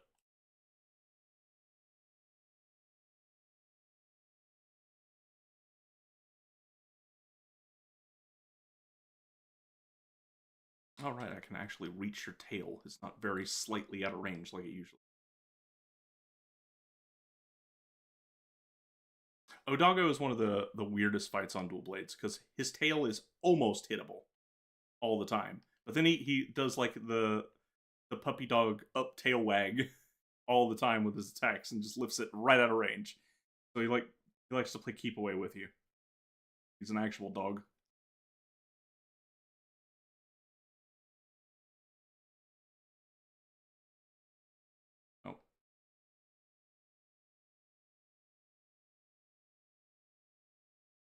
Oh, I have not hit that tail once. I have not hit orange numbers until just now. Oh, you've got numbers? Once it happened. I'm on record as having accomplished a hit. But now I need a nullberry. Yeah. So yeah. That lack of teeth at the end of the game is definitely going to cut into the game's lifespan for me. It's already been cut into by the fact that there is no start of game exploration to do to learn the maps. Maps are less relevant than they've ever been. Even for all of Rise's problems, the stupid thing still at least made me learn the maps. I don't know what just happened there. I clipped the tail with my charge slash, my focus attack, and got the wound on it, but it sent him hurtling over here, where I cannot reach the tail. Where I could not reach the tail until now. Oh, there we go. That's one break. This one can come off though, right? Yeah, Doggo's tail comes off.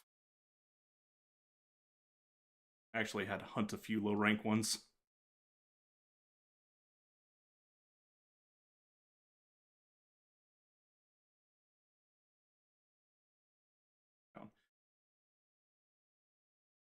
It's got a wound. Can hit it.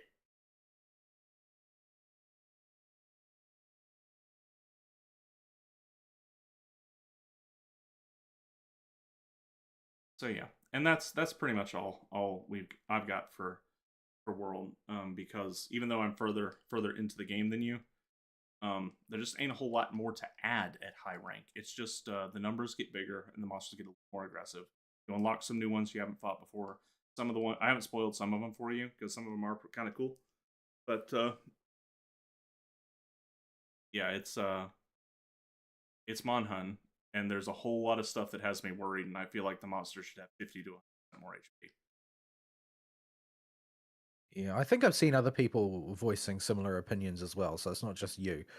That the question is, well, I mean, is it widespread enough to make them do something? Well, my worry is we have the White Knight contingent in this game as well, like all these games seem to get. That At least they aren't arguing about the sexuality of the characters. Although, no, actually, that's not true. I've seen people do that too. yeah, like the cast is all girls, so except for Brownie. Well, the the whatchamacallit, that guy, uh, who is the Eric or whatever his name is, in he's the biologist that they brought along. All right, I guess he technically has a penis. No, no. You see, the thing I've said is that the fandom has come to an agreement that he is in fact non-binary. I see. Do you? Because I sure don't. No, that was a confused I see.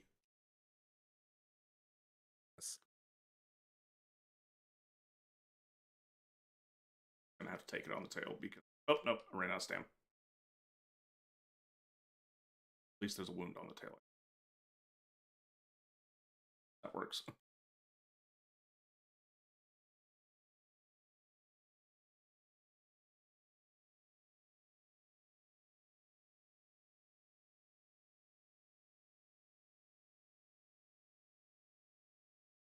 Oh my goodness! The only thing that's a weak spot for this guy is his face.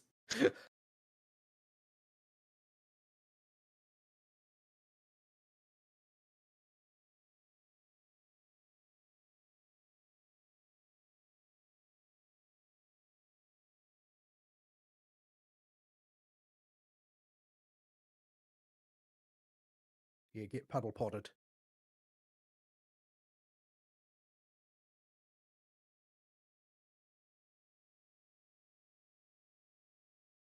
That tail is. There it goes.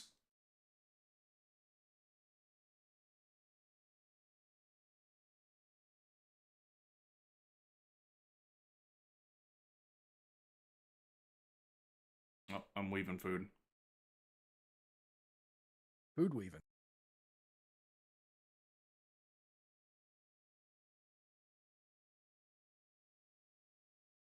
I see him stunned, but I'm busy weaving food.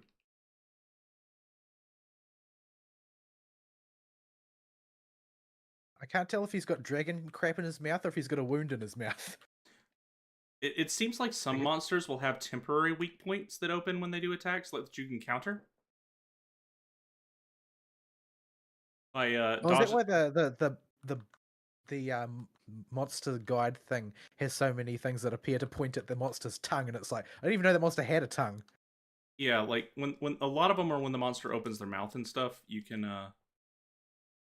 like dodge the attack and then do a focus attack in their mouth, and it'll give you a free counter.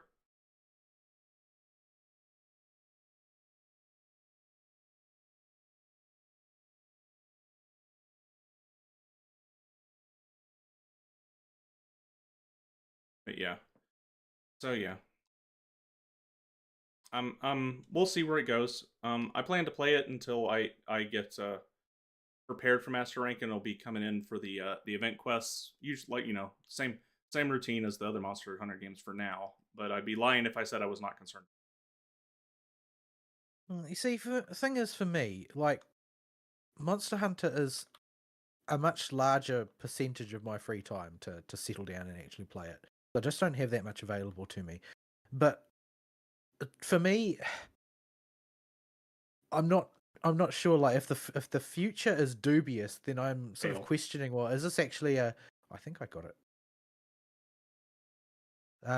Is this actually a good prospect for me? Like to invest my time in? I'm not even sure because it's just it doesn't seem to know where it's going, and it doesn't seem to be that rewarding, relatively speaking. And if you become disinterested in it, since for me the whole point is co-op, it sort of like makes me wonder if it's even worth the effort.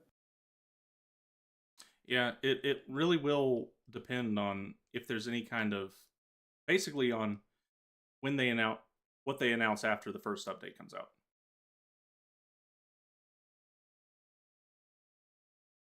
Because right now they've just got that baby first title update after the first few weeks that has Mizutsune and I do not know if there's anything else in there. Whee!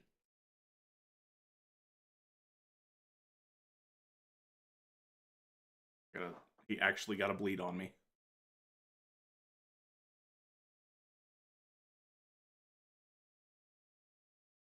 He got dragon on me too. There are null berries in my inventory, but we'll my sort of intuition, and haven't checked this with anybody who knows about the theory craft behind Monster Hunter, but my intuition is that we aren't getting status affected as often because now they build a gauge up the same way that we do. Oh yeah. That's my gut feeling, is that we are not getting bleeded every time he touches us because he has to fill a bleed gauge to make us bleed the same way we would if we were trying to poison him. Yeah.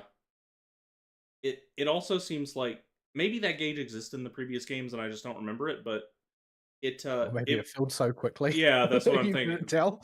Maybe it functionally made it so it was impossible to not fill.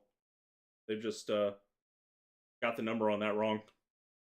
Because even in high rank, like Odago, I'm not taking bleed resist crap here. I'm not wasting a slot on that. Not worth it. Does it so infrequently. Yeah, I mean, I don't even bother to bring the jerky. Yeah, Well, I mean, what if I don't need? What if I don't need it? Like, it's just going to waste a spot in my inventory. oh, and to make it worse, there is a skill you can get that's just all elemental blight resistance. So if you don't need the damage reduction from the specific elements, you can just take that and use it for everything. Huh. And if you get 3 levels of it, it makes you immune to elemental blights. Now that's not statuses, but that's still half of the things we normally have to account for with a monster: status and elemental blights. Like, are you gonna go fight Girototus without water resist? I don't think so, because you don't want that water blight. But now you just I'm not going to go fight Girototus. Period. but now, like, even if we were back in wilds and we had That's really bad. What if does that it only applies to elemental blights, right?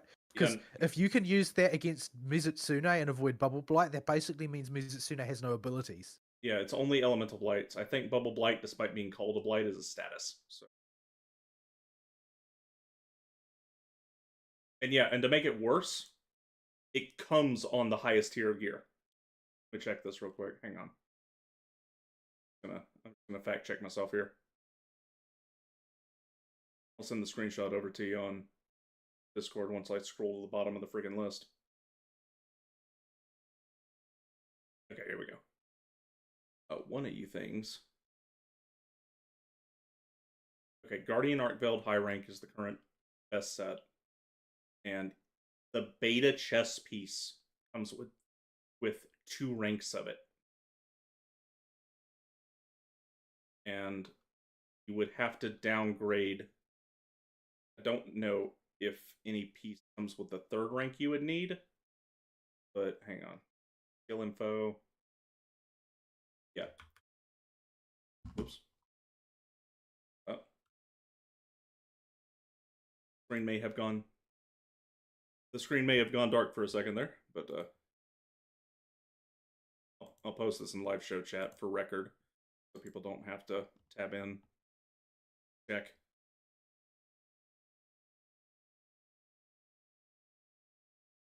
Yeah, that's just on the best piece of equipment.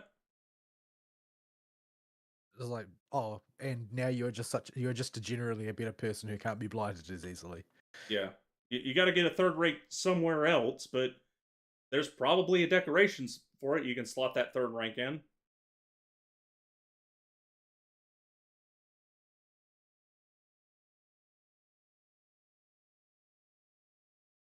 So yeah, unless you're worried about the elemental damage, there's no reason to go stack elemental resist.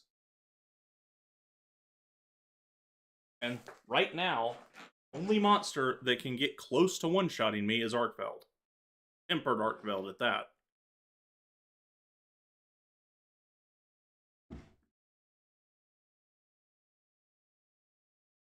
So you've gone all the way through the story. There's no more revelations or anything. No Story ends super in Lower Ring. powerful.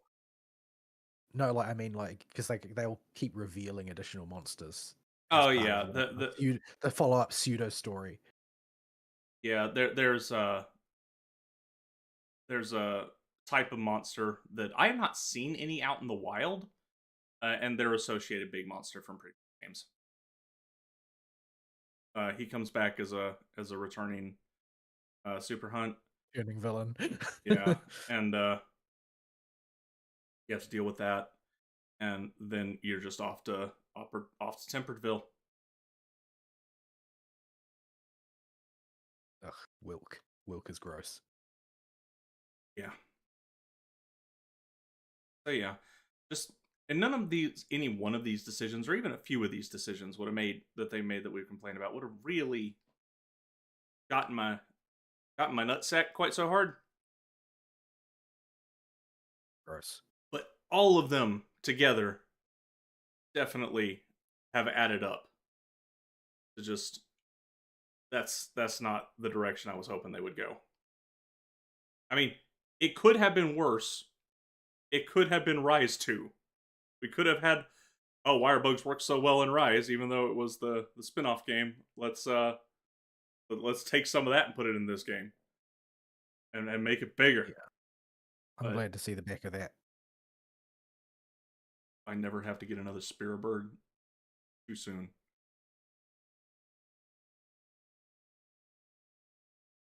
I totally missed.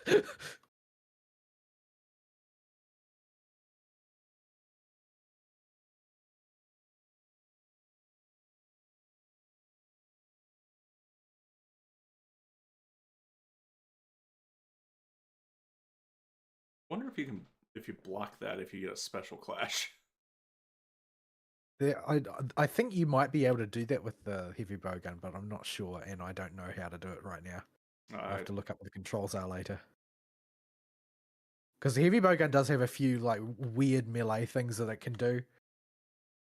Yeah, they gave Heavy Bowgun a few new toys, didn't they? Well, they don't have nearly as many new toys as they got in Rise, though. Because in Rise, they gave a whole new way to play it that was basically counter based. And it was actually really, really cool and awesome if you could do it. But I don't think most of that stuff made it into this. And for weapon identity reasons, I can totally understand that. Oh, he went in the ground. Oh, Can you chop off how many tentacles? I know you can get the tentacles. I did not get very many when I fought this guy in the story.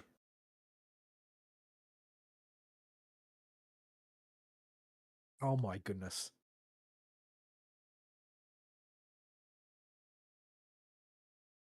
Well, I countered it with the offset mode, but it wasn't enough to build the gauge up.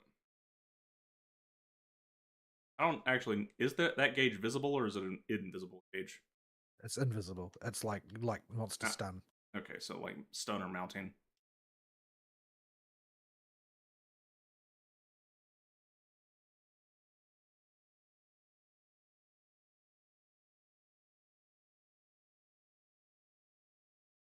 Okay, so this is not a good gun to use for this, I have to say, because I have to be too close to him.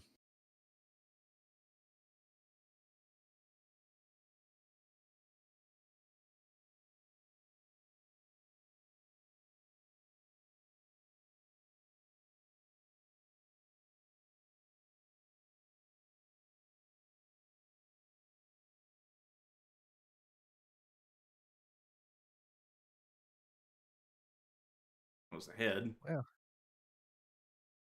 Oh, that was the middle right arm. You can break his teeth underneath him if you catch him with a hard enough attack when he rears back. Yeah. I don't know when the attack goes off.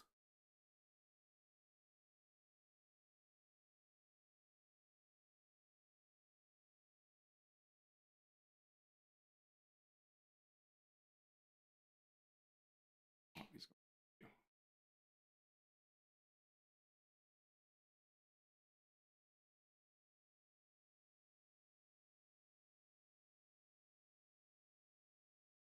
Came from behind.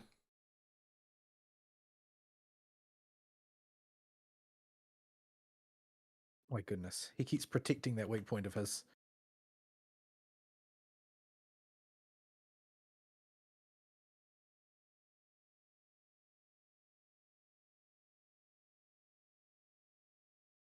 That mouth.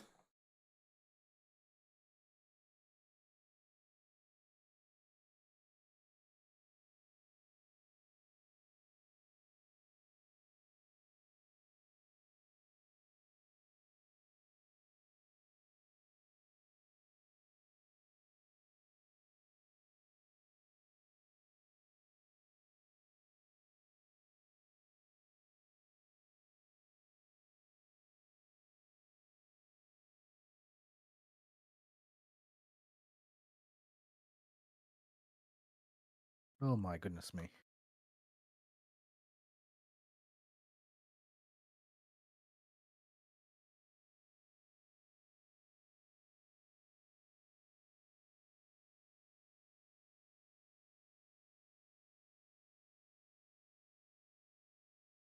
This is one of the few monsters I feel is genuinely monstrous. Like, this thing is disgusting. Yeah, like I could keep a baby Odogro as a pet, even though he's got that slasher smile thing going on. I couldn't keep this thing as a pet.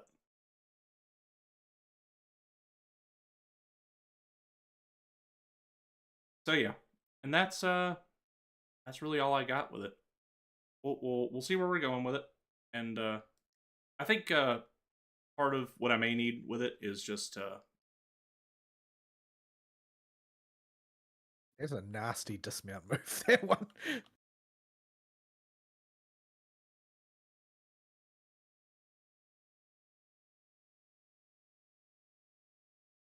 we'll need to kill him.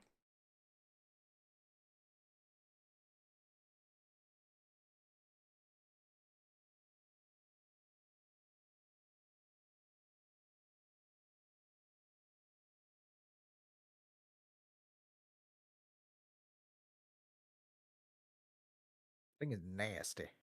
Yep. So yeah, that's all I got on Wilds to talk about. Longed off your week for that one. That's the first half of my week talked about as well. Well, the second part is the same for me as well because it's ZZZ. Yeah. Because there's basically nothing going on in Star Rail right now. This is the thing that I've seen the closest to fresh rage in the social media feed about is the fact that there's basically nothing going on right now because the event was just too short. Like the Awu Firm was a cute little mini game and all, but it's like half an hour of content and it's meant to last an entire patch. It's nonsense.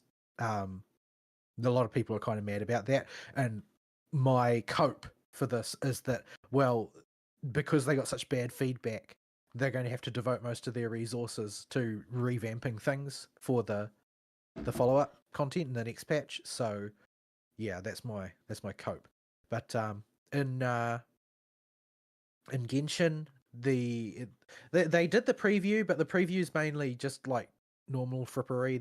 I haven't watched the whole thing. I watched about 50% of it, but it was basically just nattering about the new characters, and they got the voice actors for the tapir and the a bunch of Toshikumas just flashed themselves. I just got a whole bunch of feedback messages Oh, I'm in on the Doshogama. I got a whole pile of feedback messages, like just several of them all appearing down the side of the screen simultaneously, that they got flash bugged. must have been a Like, conga line of them that just all got it flashed. was alpha plus a bunch of friends. But yeah, so there's there wasn't much so far that I've seen in the previews for them, and I think that they also got the voice actresses for Yuma Mizuki, and new girl Veressa, the English voice actors, because they don't have subtitles in the Japanese ones. So I'm forced to watch it in English, and frankly, The apart from sounding sort of conspicuously British, there's not much wrong with Yuma Mizuki's voice actress, but the one for Varese is really bad. Oh Just no. really bad. Hopefully in performance mode she sounds better. There are a lot like that in those It could be. And because the sound engineering for trailers and previews tends to pull the voice out of its setting, it makes it usually sound even more abnormal than usual. But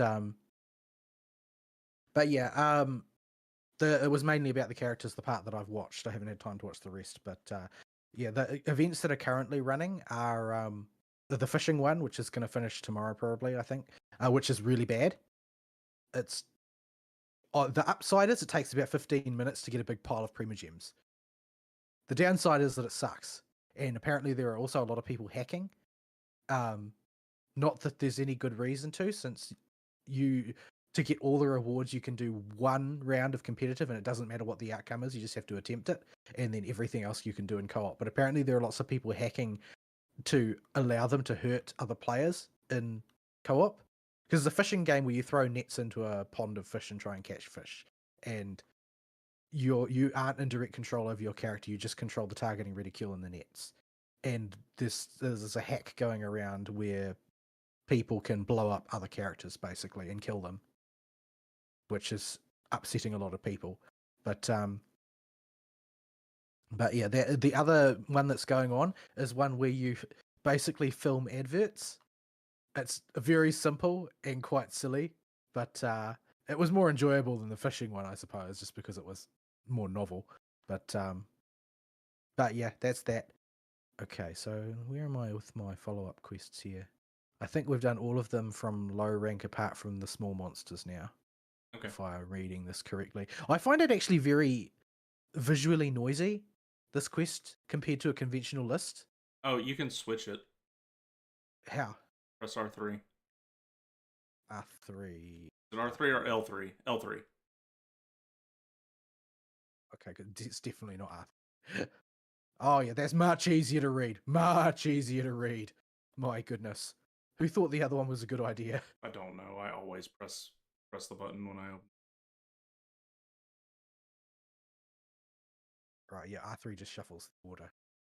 We're into high rank optionals now. But yeah, it's basically it'll just give you a series of scenes, and a person who wants the advert will give you a description of what they want the ad to look like, and you try and basically to get the rewards, you try and assemble the ad that they've requested out of the dozen or so different scenes that they give you. It's not very difficult to do. They lead you pretty strongly by the nose. There are some translation issues that make it kind of problematic. Like one of them, the English and the Japanese simply didn't match, and I couldn't make the English make sense. And then as soon as I watched the pieces, it's like, oh yeah, that's not what they're actually saying. It actually meets the description if you listen to it in the Japanese. But yeah, there's like one of them is an advert for the potion store in Mondstadt. One of them is an ad for the restaurant in Liyue. One of them is an ad being cut by the event Archon to advertise whatchamacallit, Genius Invocation. Mm-hmm. Sign there. No, he wasn't. He puts an appearance in an ad promoting careful decisions about choosing your major at the academia in whatchamacallit. And Sumeru, and the English, I can't really tell what he's saying in the Japanese because it's Sino, but it involves some incredibly bad puns in the English. That's I know. But yeah, it's a silly little event, and once you've completed it correctly, you have the option to just recut them however you want and make retarded ones if you want. But yeah, that's all that's going on in Genshin at the moment, and there's nothing much going on at all in Star Rail. So yeah, it is what it is. But So, yeah, so now we're just down to ZZZ basically. and ZZZ had a pretty chunker of a content patch come out.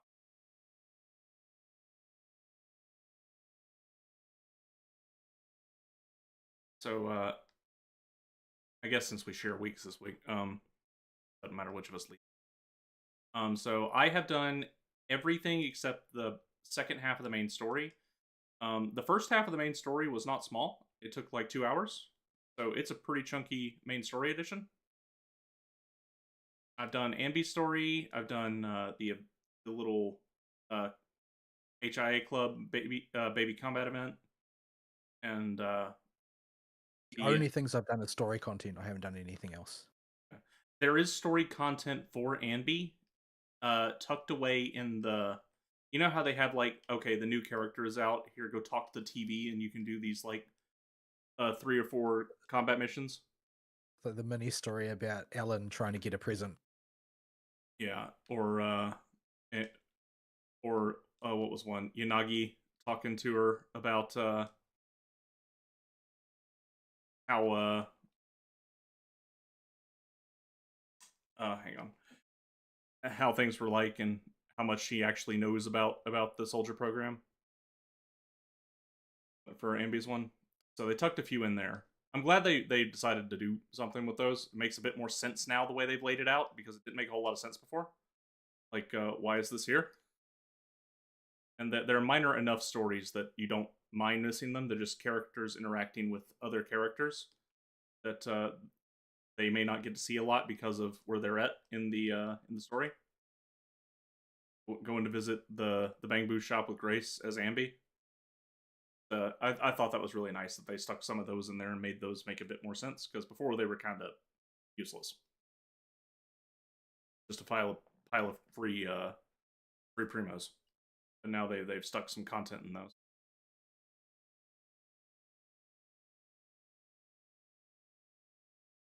Yeah, the thing that I wish that they had told us is that the main story explicitly comes after NB story, and they will give you a warning later on in the story that, hey, by the way, the reason you're meeting Anby in this new outfit and Trigger is because you've already met them before.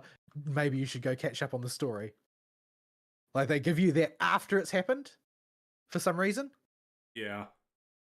So you warned me about it ahead of time, so I did Amby's story first. Yeah. I So would not that have done basically it first otherwise. all of the normal way you do things is to do the main story first. But yeah, all of that stuff about the organ harvesting scam and so on, and the introduction to various characters, like that's just there's no no hint about what that implies or anything, unless you happen to have done the whoa, That somebody's having a bad time. that Rathian just took our chicken. How dare he? He dropped him off over here. Rathian, that's our dinner. I knocked it over, don't worry.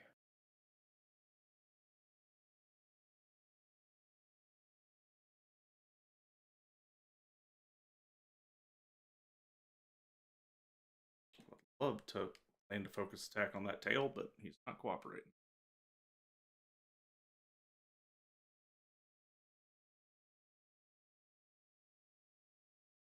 So yeah.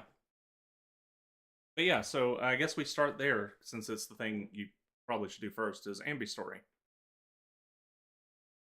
Yeah, so but on the grim side, um I'm not really sure which parts of it were really new to me and which parts of it I had intuited in the past and which parts, yeah. But basically this covers Anby's history and why she's sort of a bit of a black box of a character and that they don't talk very much about it. It makes the odd decision in and of itself, starting in the midst of matters. The implication being, with no lead in, that Anby has basically run away from home. Yeah. I thought that worked okay. It worked okay. It's just interesting because they don't normally do it like that. It's a bit more of a cinematically experimental thing than what they would normally do. Because like if you look at how's a character story done typically in Genshin, it's like, well, You go say hi you to him and and talk to Paimon him. go to a place and it's like, oh look, it's X. Hi X. Yeah, you have to physically go say hi to him. So yeah, it's a little bit more experimental, and I thought that was interesting. I don't think it was bad. I don't know if it was necessarily good either, but it was interesting. Um, but yeah, so that was a thing. the The story itself sort of more or less played out the way those types of stories usually do. Um, Twiggy was a bit of a lunatic, I have to Name. say. I don't But know. I don't know what you were expecting with a name like that. they managed to generate a reasonable sense of sort of like sort of uncanny abomination type of thing. Like they managed to generate a reasonable sense of horror toward the operation. Um, Unfortunately, they did do it a little bit much just by talking about it. But I think the options and context are probably pretty limited. But yeah, I think it was reasonably effective for what it was. The Japanese performance was a little bit spotty. You got the distinct feeling that there was multiple recording sessions and you could see the gaps between them Yeah. because the delivery sort of varied in the Japanese from place to place, sometimes quite sharply. It was still clearly the same voice actress doing the same story, but it would suddenly be like Anby's sort of timbre of emotion would shift in a abrupt way at times. I mean, you could hand wave that away, as you know, her own sort of instability and uncertainty about the situation, but overall it was all right. So this story quest did three things generally, without getting into the specifics yet, that I really enjoyed. The first is a two-parter. Number one, it made use of the source material, or not source material, but the marketing material without making the marketing material necessary viewing, because all that stuff was included at least in text or through character delivery inside of the quest. It wasn't all there. It was there by implication. Like they don't, for instance, explain that. Oh well, the reason why Anby never takes her choker off and is always wearing a choker is because there's a massive scar on her neck from her cutting her own throat not once but twice. Yeah. So they don't get into the specifics of it, but it makes that content additive but not necessary. It is not a key viewing to understand what's going on like it is for some of the Star Rail characters, some of the Genshin characters even. Um, so that was the first thing it did, because it could have gone either way, where it was necessary viewing or just didn't utilize it at all, and they managed to dodge the bullet on both. And then we got the other part of that is they managed to having a brain fart because I'm trying to navigate Monster Hunter submenus. Where was I going with this? Submenu. To a submenu. Yeah, it'll come back to me. It's on the tip of my brain. You were talking more generally about several things the story had done that you liked, and the first one was that Oh, they right. did not make the media outside necessary. Yeah, the general feeling with Anby, they did a very good job of presenting her particular brand of autism, I thought, through the story and the text itself, because you always get Anby's a little off, but Yeah. because of the quirky nature of ZZZ, a bunch of that can be written off. But the story does a good job of showing that no, Anby's got problems. Real Got shoes for days. Yeah, her particular brand of autism has very real causes, and these are why it's like that.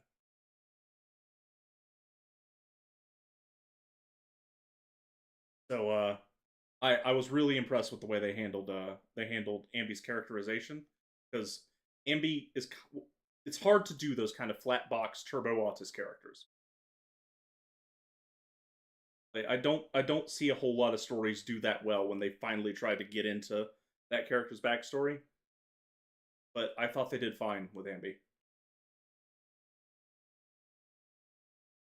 Make it to Rathium before I am because I gotta weave food. I can't weave food in the river, in water.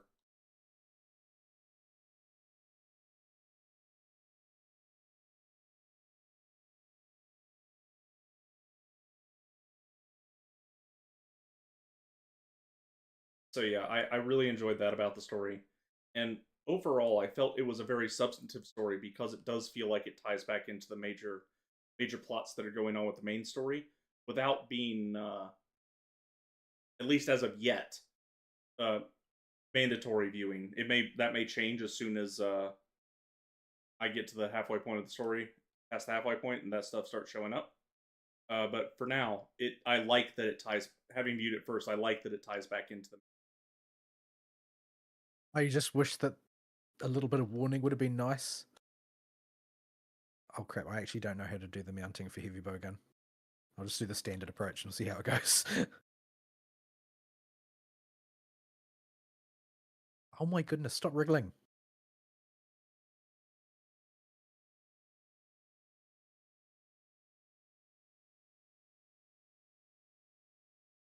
Bonk someone. I I'm gonna guess. fall off at this rate.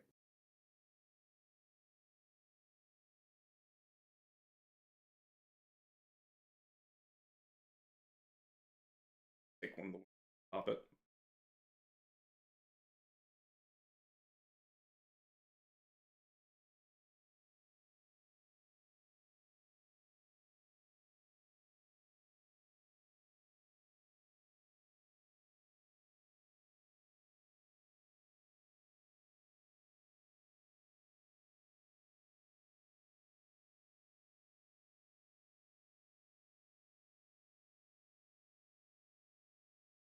Why does my weapon keep jamming? Question. I don't. There is no weapon jam mechanic, but it's not firing. I don't know the first thing about bowguns, so There is infinite ammo now for the basic 3 basic types, so I can't be out of ammo, but for some reason it's just not firing sometimes.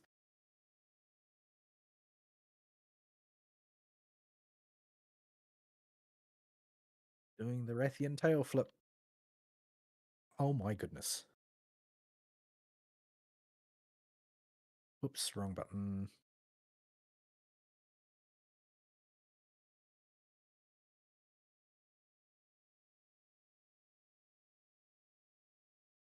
but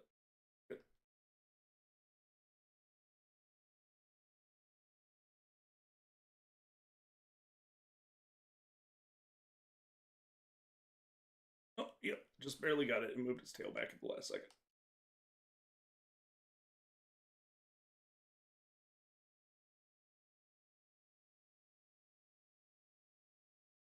Not seeming to get a lot of wounds on this, unless you're popping them really fast. I did pop a couple early, but I've been mostly just with tail. Well, I'm not the most mobile, so she can't be chasing me very far.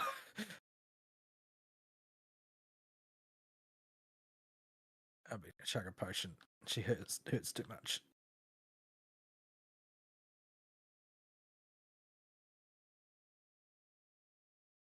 Can't dodge like that. There's a one. Nice.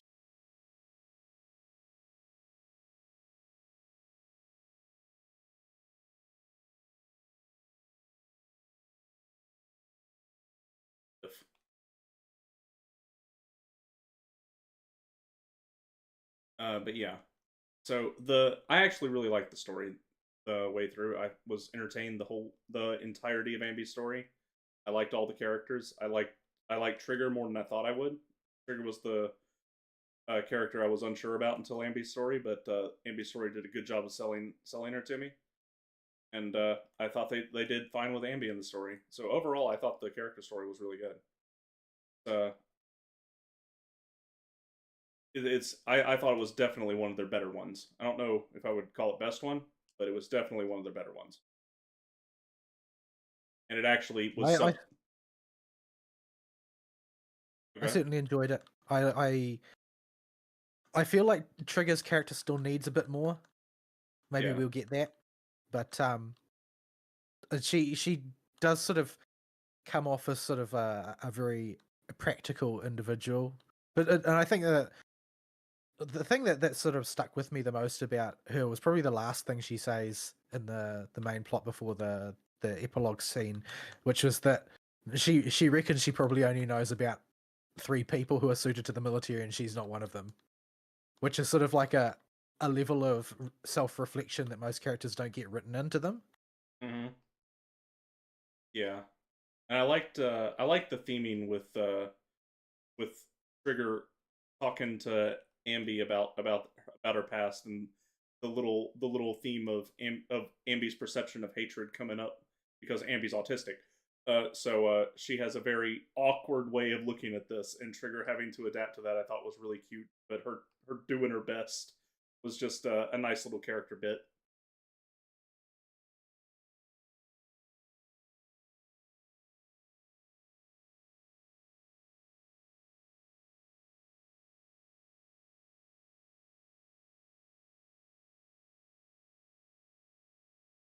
There it goes. That's a tale.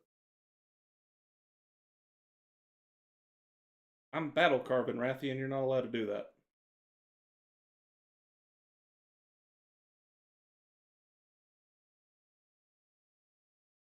Wait, that's the broken wing. I need the other wing. Yeah, I'm on the wing that's correct wing. Oh, now it's away from the wall.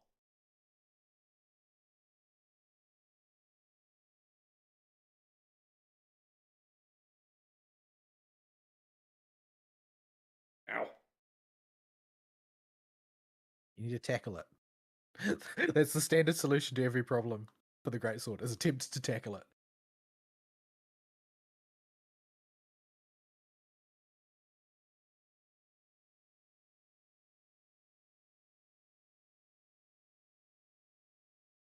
But yeah. Oh my goodness. Um.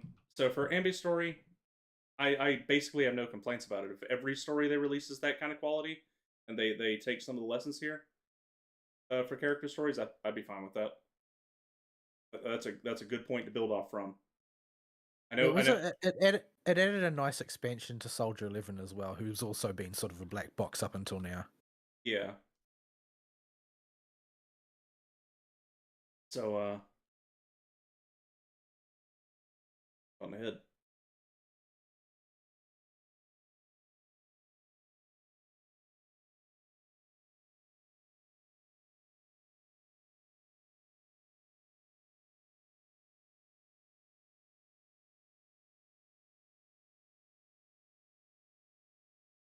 So yeah, that's Ambi's story. There's nothing really to complain about.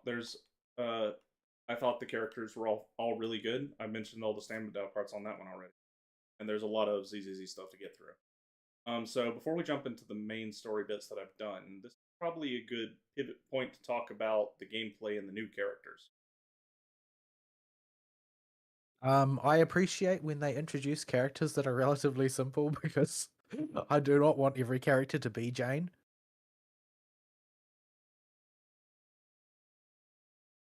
Yeah, I mean the diversity of buttons you hit on Jane is not particularly high. And even really, what they're going to do is not very confusing. It's just you've got to get that timing right and really watch the enemies. Uh, Anby is much simpler. yeah. So Ambi is Although she does sort of she does tend to militate against logic that you might have been using for attack characters so far.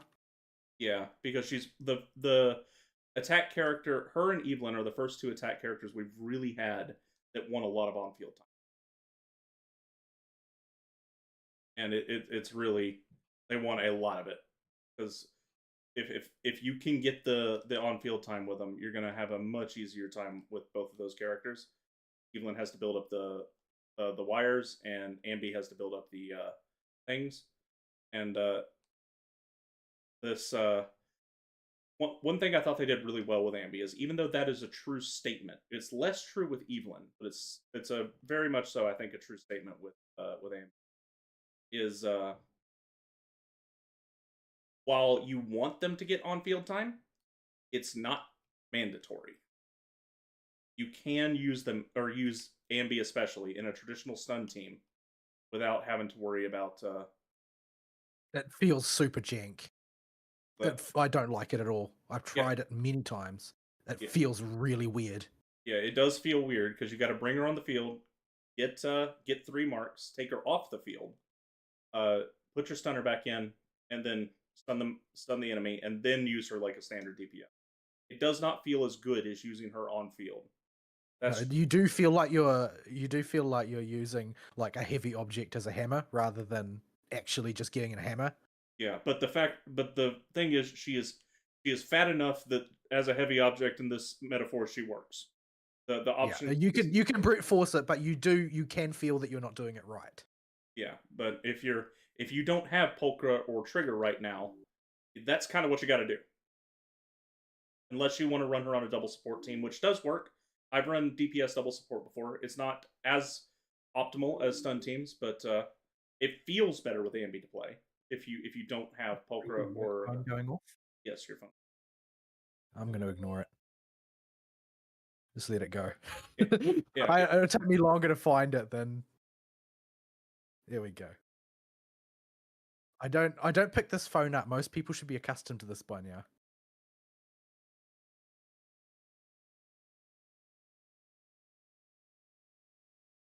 Well, let me put it down. I'm trying to sharpen my gun.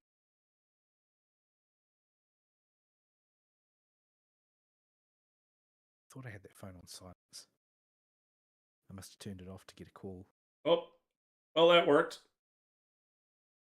Didn't quite work What are how I you want. doing to it? I put two Oh, mega there's barrel miles bomb. away, so. I put 2 mega barrel bombs in front of it and tried to do true shard slash into it to get the wake up.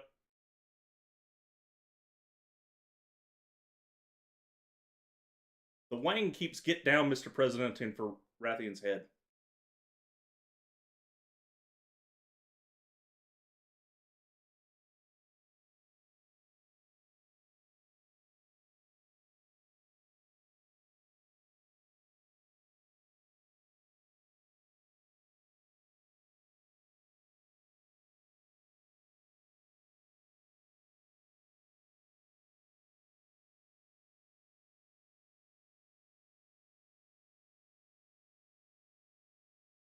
Hung.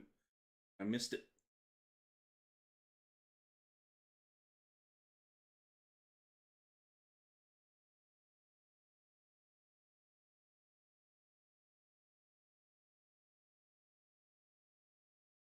At that time.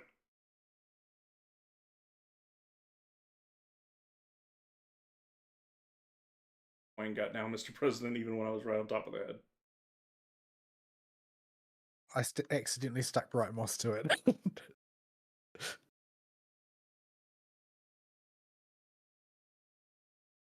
Oh my goodness, I can't get out from under it. It just stood on top of me and stomped on me over and over. Shouldn't have put bright moss on it. Yeah, it's all my fault. If I'd never put bright moss on it, it would have been fine. It just stood on top of me, pinned me against a rock, and then charged into me 3 times. Well, we're And kind that of was in. it. They're kind of in the middle of bumfuck nowhere, so I'm just going to sharpen my sword and. Oh, you're back already. Oh, that's my handler. Never mind. I'm just going to kind of run around in a circle because it's got the flashy skull on its head. Unfortunately, there's heaps of small monsters in the way that are like, fat people at the supermarket. Your secret trying to get around them and not having much luck. Yeah. I don't know what it is with people that they'll walk down an aisle in the supermarket like 4 people abreast, slowly, talking on their phones. Yeah. The ones that don't know to. In the U.S., we stay on the right side because that's the side you drive on. I presume it's the opposite in walking lanes. It would be if they were New Zealanders. Oh, I see. That's funny. They're all freaking foreigners, so they do whatever they want. Slowly, loudly, and obnoxiously. Yeah. But yeah, I like that Anby is flexible enough to fit on the older team build styles, even though she needs. Well, she doesn't need, but she really wants to, be put on a team as the lead. Basically, that just allows more diversity in team building options if you get to hard content. Like you can, if it's not the hardest content, you can fudge together anything and make it kind of work. But if you want to take her into Deadly Assault or something, you just don't have Pulchra leveled up. You can still use her with a stuff, make her work. You can still And I use. did, but it does feel extremely jank. Yeah, I did it too. But and it does not feel as good as having her main the team when you can use the Pulchra and the trigger in story stuff. But yeah, I until we forgot to carve the tail. I don't know it, where the tail is now. it is somewhere Because in the river. I don't know the structure of any of these stages. Uh, After you carve, we can go try it. It's so far away. You can't bring up the map anymore. No, I'm not going to be able to get it because I can't bring up the map. Why did they add so many quality of life things and then just make everything that wasn't explicitly a quality of life objective 100 times worse? Oh no, I don't remember where in the river we were fighting it because I haven't Well, it's only explored 10 seconds, so I'm not going to be able to get there regardless. because we haven't explored the map enough to memorize it. Yeah, we even if we'd booked it right after carving the body, we wouldn't have made it. I don't think. I found the Congalala still asleep, and we ran past that to go to where Rathian was.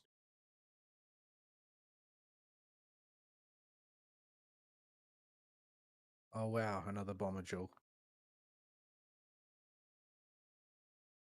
Go see how many more Rathians you think you need to make the what you call it. Oh, I just keep farming them. I don't think about how many I need. I just farm until I get sick of it. Or we could just go looking for a random monster. We could do That's that. also an option.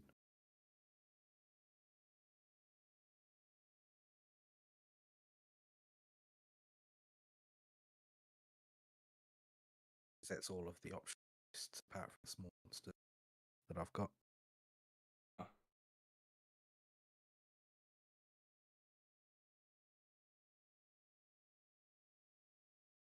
There's a Chatabara over there. I can go whack, see if it'll start a quest. Chupacabra.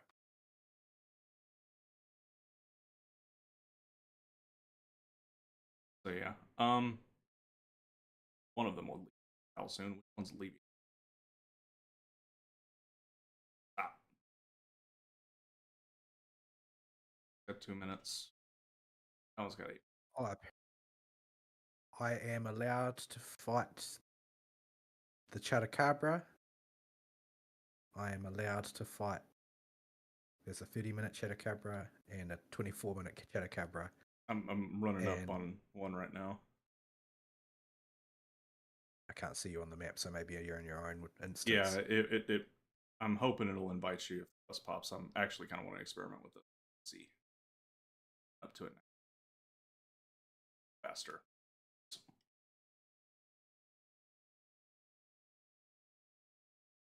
My secret's going somewhere, but I don't know where it thinks it's going.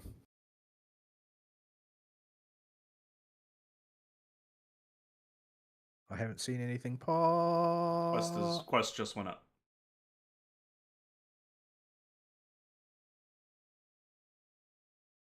Oh, I forgot to refill my potions. Oh, there's the brakes. Let's see if it'll connect. To the quest.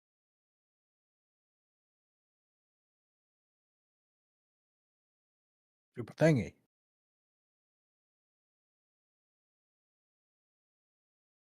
I busted out the well, I pulled the dual blades out to start the quest because I wanted to quest triggered, but being OP. By the time I finish staring at this loading screen, it's going to be dead, isn't it? Right now, I'm just building gauge.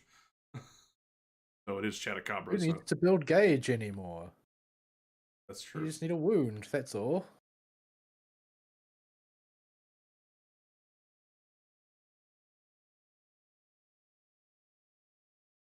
Hmm. Yeah, I don't really like the logic of trying to use Anby in a classic team. You can do it, and I appreciate that you can do it. It just feels so jank, especially when your only stunner is Anby. Oh, so you have Anby. Yeah, and it gets very confusing. Yeah.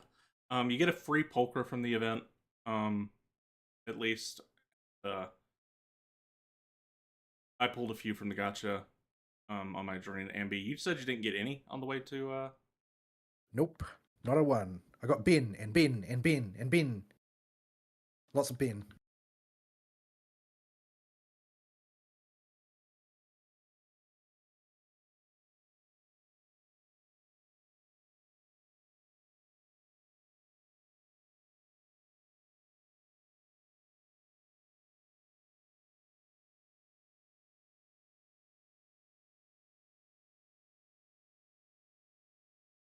Golly, Longsword is so easy to play. The favored child.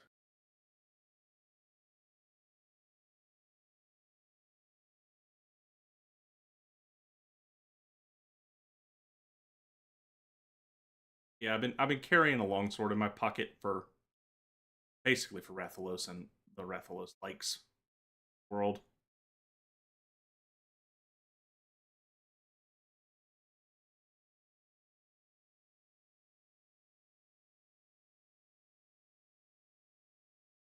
Just so I have something to get the stupid tail off.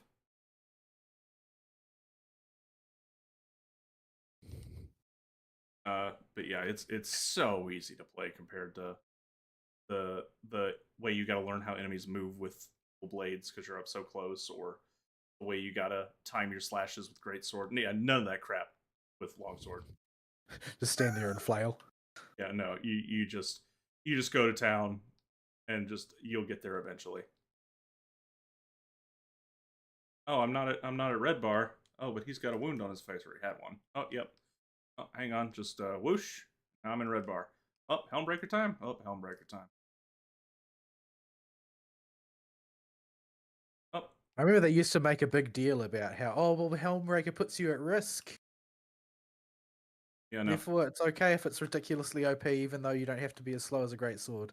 Oh, we just broke a wound. Up, going up and coming back down. Another Helmbreaker. Look how quick that was.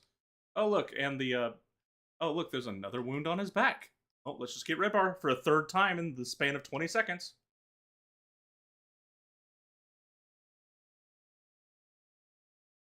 He interrupted the last hit, so I only got Yellow Bar. But still, free bar level. And another Helmbreaker. Oh, I whiffed the Helmbreaker? Oh, don't worry, this is Monster Hunter Wilds. See, if you whiff the Helmbreaker in Monster Hunter Wilds, then you get to do a follow up and spend an extra bar, and you can correct your hit because that makes sense.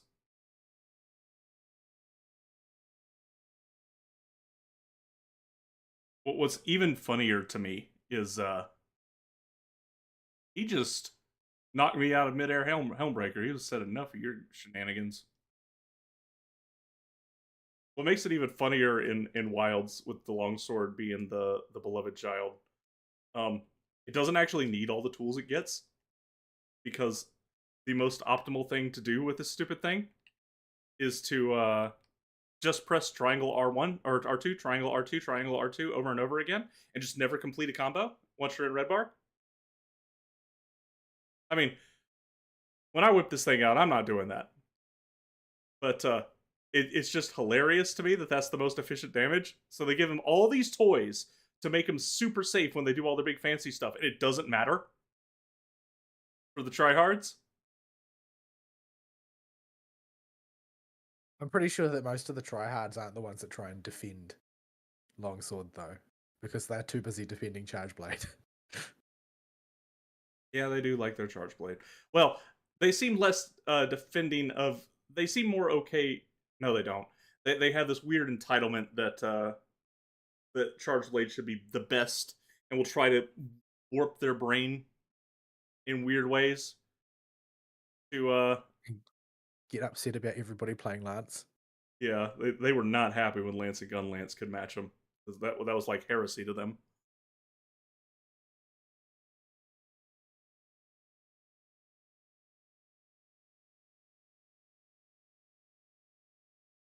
Oh dear. Okay. I'm gonna go grab that phone and find out if anybody important called. But I don't think anybody important uses that number. So yeah, I guess I'll just keep talking. Uh, so I like that Anby's usable in other teams. While it doesn't feel super great to do that, it allows her to be used even outside of her optimal conditions in a very fair and effective manner. Uh, and then you got Trigger, range character who functionally exists just to build up a bar and then go off the field. Um, interesting uh, way they're doing that with Pulchra and Trigger, the off-field stunners. Uh, seems like it'll be really good if you can stack both of them on some teams, even into the future. But yeah, just interesting with those. I don't particularly have much to say about Trigger or Pulchra's gameplay because while managing their bar, well, Pulchra's bar in particular is fun to manage. Trigger just kind of doesn't ever seem to run out of bar, but I don't know if that's a facet of the story mode one or not. But managing Pulchra's bar is at least interesting and active. Just got a Volacel whip. But yeah, unfortunately, Pulchra is a furry, so you are stuck in a position where you have to play a furry character if you want to use her. But she's at least fun to play and not an icky boy. So that's where we're at with the new characters. The new combat event I can talk about since Fall's not here. He's answering the telephone right now. New combat event is fairly simple. I did not read a word of text in it. I don't have a clue how it's actually supposed to operate. There's a whole lot of Rizonia you can buy for the little bangbu that follows you around in the little combat arena. It's an isometric perspective, and it's interesting. Maybe in theory, I didn't read a word of that text and just bought the most expensive thing every single time that I could afford. And they give you meta teams to play as characters. You have a Evelyn Astra team as one of the teams, and then a Jane Bernice team, and a Miyabi team, and a I think the last one is a Anby Pulchra Trigger. So the Anby team. But yeah, that's an event. It was quick and easy, free Pulchra and Primos. Well, wasn't quick. There's still quite a few stages. It takes about an hour to blow through all of them if you don't read a word of the descriptor text.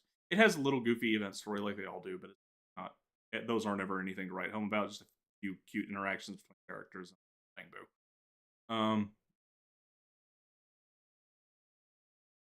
So yeah, that is the little event and the new characters. I am at present working on getting Anby built up, and I'm having Pulchra get built in the background. I did not play for over 2 weeks, so I actually had, when I first booted the game after patching, had Wise pop in with a little cutscene and say, "Ah, you haven't played in a while. Welcome back, Belle. How'd you enjoy your trip?" And unlocked a whole mess of bonus rewards that helped me get both those characters jump started. Very nice. Included several batteries and a whole lot of backup primos, and got that off the ground. I'm back. Okay. I've been rambling. It was just it was actually something worth getting because it was there was a customer who had an important pathogen result. I see. So I was just explaining my rewards I got for getting the returner bonus and talking briefly about Pulchra and Trigger and how there ain't a whole lot to talk about with Pulchra and Trigger. Pulchra's meter... I kept trying to figure out if there was more to Trigger, but it seems like no, you charge her meter and you send her off the field, and then you go back to playing NB. Yeah, Pulchra's meter management is at least a little interesting because you have to plan quick assists. You have to also be careful not to switch to her, or it'll make it go away for some reason. I don't know why it does that. But pulling her in for quick assists and saving her meter for when you need to activate. That's at least engaging gameplay. Trigger, you build the bar once, put her away, and she never runs out for the entire duration of the fight. So there ain't a whole lot of gameplay to talk about with Trigger unless I'm just missing something.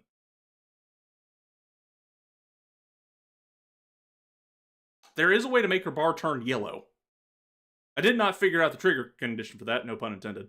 But her bar turning yellow is when you use her skill, and then her bar won't drain for the next few uses. I see. But the thing is, the bar drains way, way slower than I expected. Yeah, I was thinking it would drain at about 3 times that rate. Whereas Pulchra, our cheapo trigger, has 5 hits. And then you gotta find a way to refresh it. So there's actually some management going on with character swapping with Pulchra. With Trigger, you build the bar once and forget about it. Well, I mean, it's still apropos to bring her out and do her skill in there. I think, but the devil is likely in the details. Like, there's going to be efficient and inefficient things that you can do at different times in different ways based on what her days ratios are and things like that. Mm-hmm. Once we have access, I don't know. Once we got access to it, we can we'll be able to play with it more. I don't know if I'm going to pull for Trigger. I don't have a Chingy, so I need somebody for that role. And if you're going to use Anby as one of your team leads, you want Trigger. You want Pulchra and Trigger optimally, but at least one of those two built up, and Trigger is the much better option if available. So yeah, I did like in Anby's character story one little animation detail with Trigger that's been popular lately with characters that don't have a visible face, and that the face plate will change to animate their emotions. It's a mood ring on the face. Yeah, her little lights under her cheeks will change, and I think it might have just been my imagination that they were changing shape, but it could have just been her body language. They were always the same shape, I think. Yeah, but yeah, I thought that was really cute. Yeah, she's another character who the designer clearly liked big butts and would not lie about it. Yeah. Why am I not generating a quest from this guy? I am allowed to hunt it. What are you trying to fight? Shoguma. Shoguma.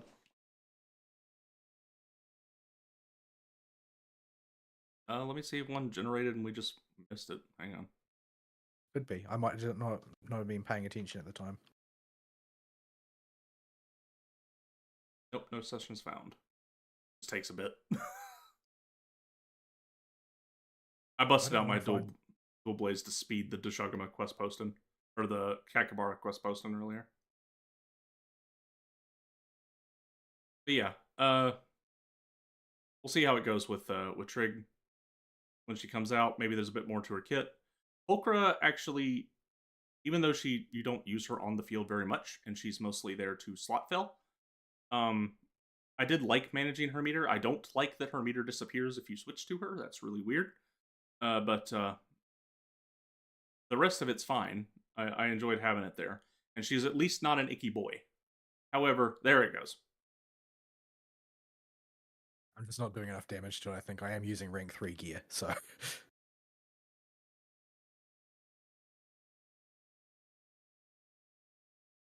Maybe I'll come OP on him. So yeah. I actually decided to start working on building Pulchra to a point where she can be on the bench. I'm not prioritizing building her, but because I got an Anby to build. But after I get Anby built, I'll start working on Pulchra to get her to on the bench tier. Something to pull out in case needed. And holy crap! From the marketing for Pulchra, you can tell 2 things. Number 1, they did not plan for this character to be a character. Number 2, they knew exactly why they suddenly decided to make this character playable.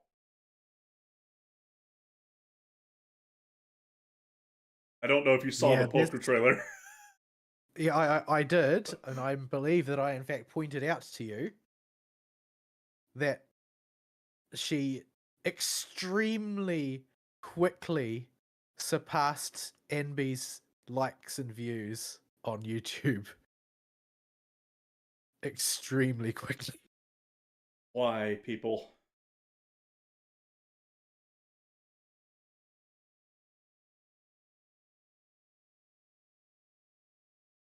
You have mounted it, but I am miles away. Don't know if I will get there in time for when you knock it down.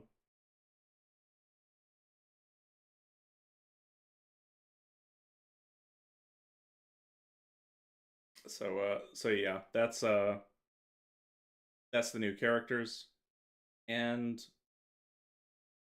for gameplay stuff before we jump in the main story because I'm not done with that yet. Um, the last two things to really mention are Shield defense and deadly assault. This Shield defense, I did not use Anby for it, but the element lineups lined up in a way that I could use physical on the electrical nodes. So basically, Jane solved the problem, and the Jane Bernice team has just been the fallback solution of I don't have something that matches exactly, but it'll work. Like it's not going to be as optimal as an electric character, but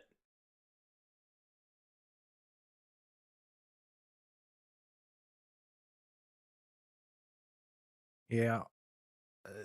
Deadly Assault was rough. I still can't do any of the stuff that requires my Sons of Caledon team very effectively. I think it's just that Caesar's damage level was, Caesar was developed before Deadly Assault was a thing, and the amount of damage that she does is just not enough.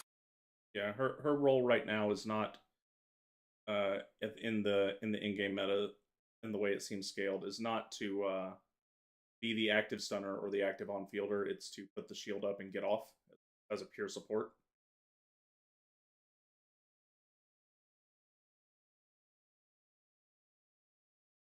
Unfortunately, she's not, you know, really strictly superior to any other kind of support.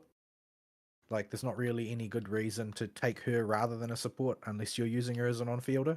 Yeah, So she sort of like doesn't have a home right now, manner of speaking. you're gonna find though, like I would have plenty of places to use her right now because Deadly Assault requires 3 teams, and that while she may not be the optimal solution for a team, one team will definitely get away with using her and could use her because there just aren't enough supports in the game.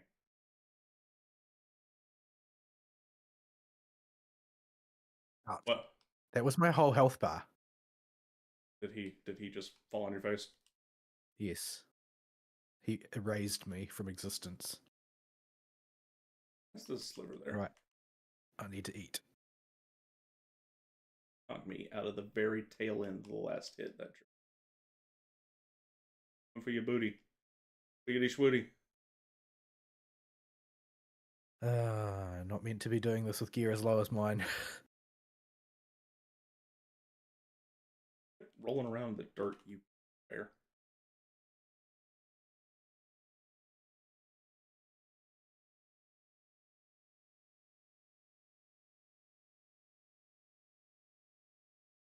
Sacred tried to take me directly into a lightning bolt. Got it out for you.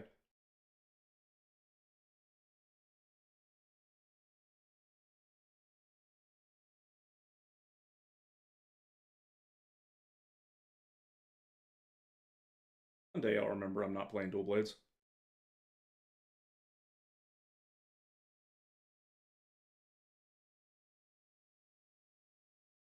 Say the weather's changing, cat, or did you say it's charging? Because one of those is way scarier when there's lightning outside.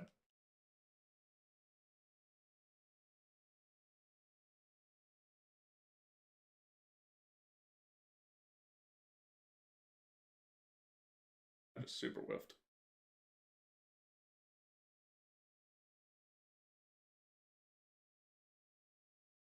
Oh, changing. That's a very abrupt change, all right. Ah, my eyes.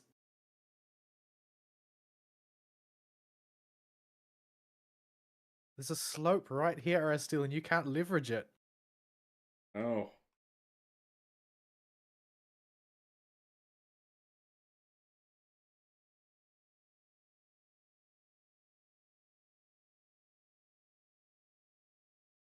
I got greedy.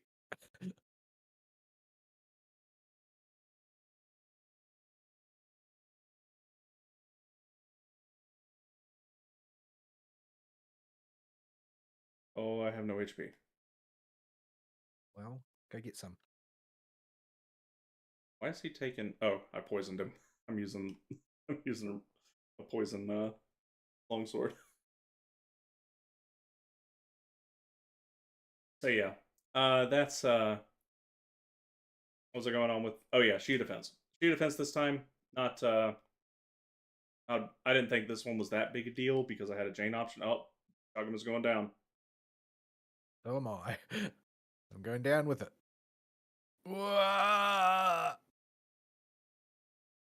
Oh, here we go. Down to Goblin Town. I like how they delay the monster falling. Just to give you time to load. We got a friend. Well, it's the one that made the pitfall. Oh. There's the Shagama. It took a while.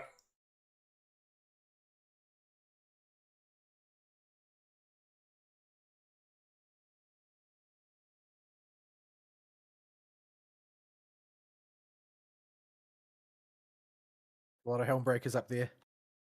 I know. If I can just tap one, I can get red bar. Problem is they're really high up and he keeps rearing back. As he's trying to eat me. Oh no. No, don't start sharpening.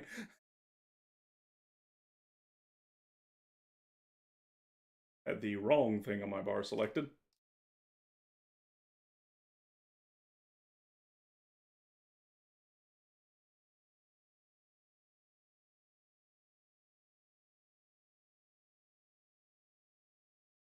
Oh, we got it.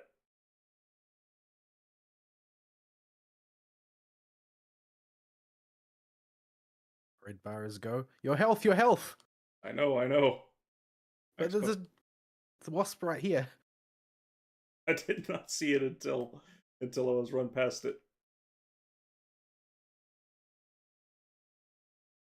Oh boy, a shock trap. Take it.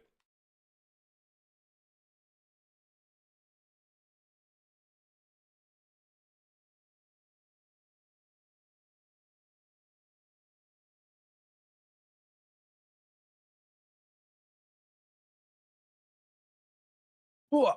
I got one shot again. This thing hurts. I think it might just be my defense is just too low.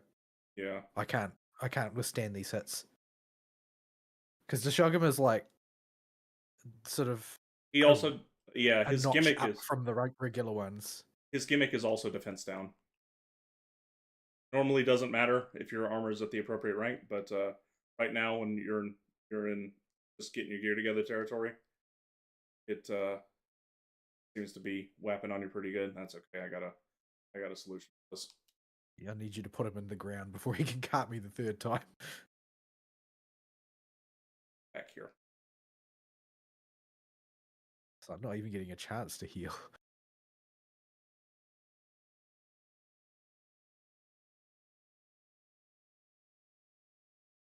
Yeah, Deadly Assault this time though.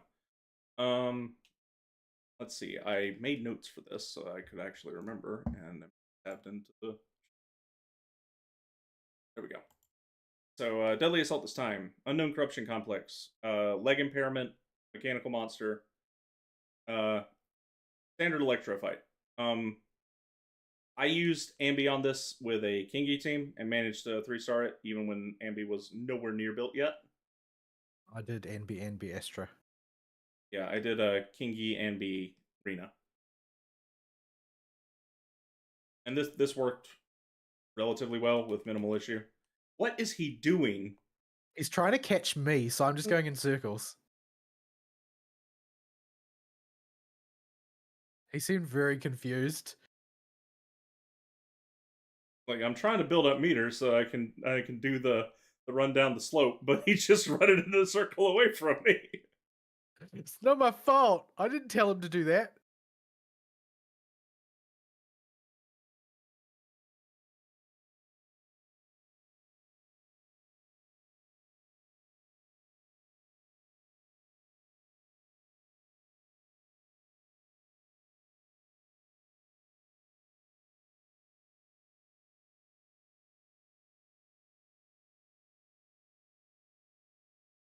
This whole time turned. I'll let it turn when I'm buzzsawing you, you jerk. Stay away from him because it's spy.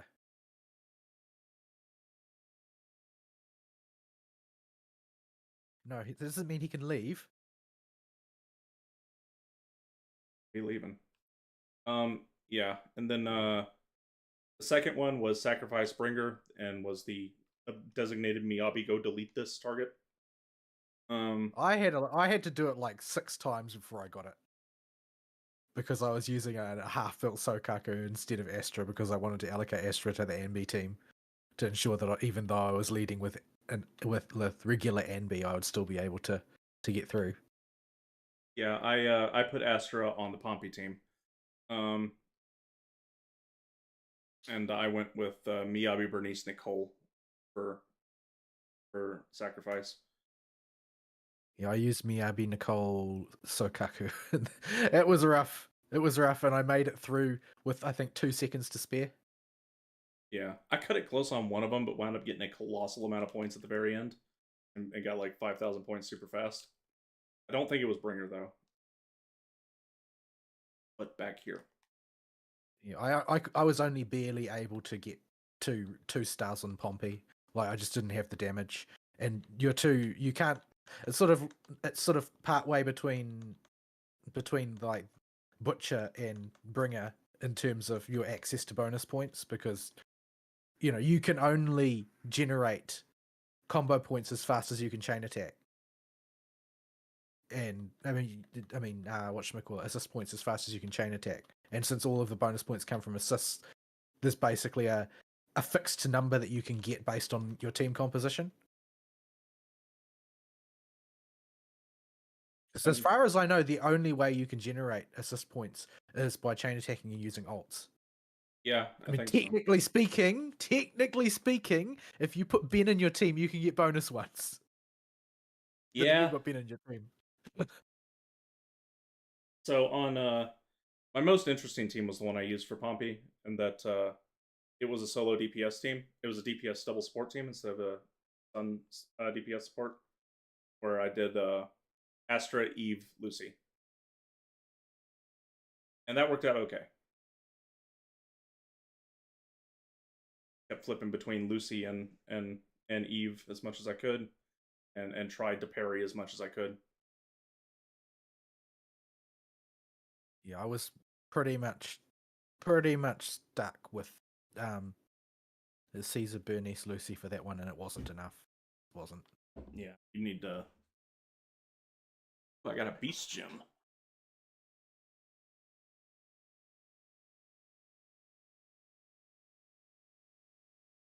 Those decorations were cut above the ones I've been getting so far, so that means that they have definitively ranked Deshogama. Oh yeah, Deshogamas ranked at 5 stars compared to the 4-star ones we've been doing so far. That explains why he was able to one-shot me.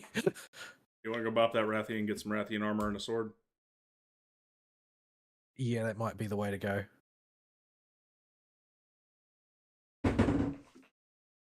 How do I even get back to the freaking base camp? There we go.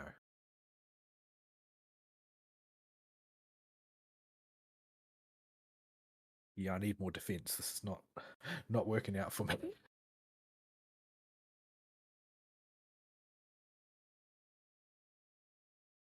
Yeah, I haven't done sheer defense yet this week. I've only done deadly assault, and I normally do it to the 6-star level and don't do any further than that. I got 8 stars this time, so I did better than usual. Yeah, I thought this Deadly Assault was uh, not as bad as the previous ones, and yeah, this is just a function of you needing a proper stunner on that team, or a stronger or a strong second support, and there's just Well, I mean, Morgoth and it's Resign. clearly meant to be done with either an Evelyn team or a lighter team. Like, it's very obviously designed that way. Yeah, And I'm using sort of like the halfway house between a stunner and a support. yeah, you could probably get away with using Jane on that one. Jane actually didn't have a house in Deadly Assault this round, which is unusual. Usually Jane is designated to one of them, but there was no perfect dodge bonus one. And I had Eve, who was, but yeah, basically there was one character that each boss was targeted at, with Corruption Complex being Anby, or Bringer being Miyabi, and Pompey being Eve, and I had all three of those. My Eve is not underbuilt, but she's far from done. Yeah, she's the only character who can max out that bonus, I would say, in the time allotted.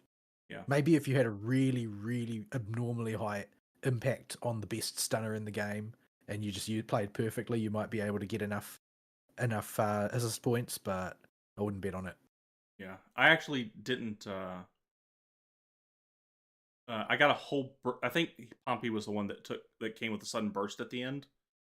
Just because if you manage to get the meters just lined up, Eve can just go to town with chain attack after chain attack after chain attack. But yeah, so Deadly Assault this time, not too bad. Um, Shield defense, I didn't think it was that bad. Having Anby would have made it even easier, but I got away with the Jane team. So how about that Piper?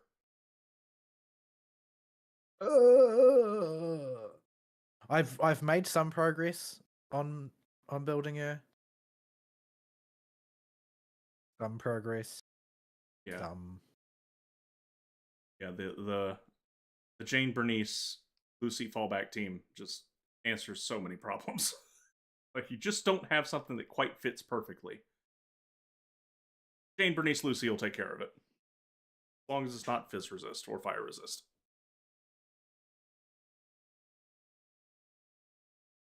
In which case you use it on the other node. So yeah, there's those, and all that's left is how the polls went before the story. So my polls for Anby did not go good. Um, got to the 50-50, had to go all the way there, and lost to Nekomata. Or And Nikomata is really not in a good way as far as the as far as the relative values of characters are concerned. yeah, so that didn't go good, and I don't remember how deep I had to go to get Anby, but I got her. It wasn't all the way You to go deep into the bank account. That's where you had to go. yeah. I had to go to the credit card account. We have upgraded from dolphin to beluga whale at this point. I had a feeling I would have to beluga for Anby, the feeling in the back of my head, and Well, this you're all also going on hiatus, so yeah. So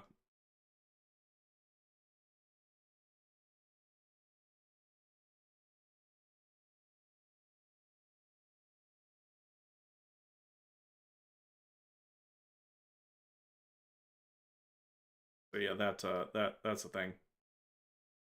I am not going to log on to Genshin to get the returner benefits to try and ease my attempts to get what's her name while I'm giving up the event currency um, that I could get for logging on and doing those real quick that are active right now and a few of the dailies. Um, Varisa, I'm I think the return will make up for it because it'll come with other goodies like fragile resonance stuff I can use to start getting her off the ground faster. So I want to do that in that game, and in Star Rail I should for Wowo because I don't signature. I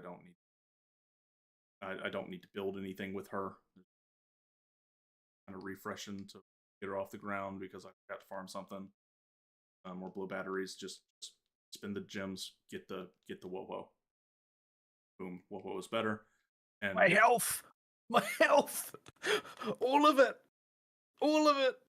Not quite all of it. Nearly all well, of it. you did take a full fireball to the face. It's true.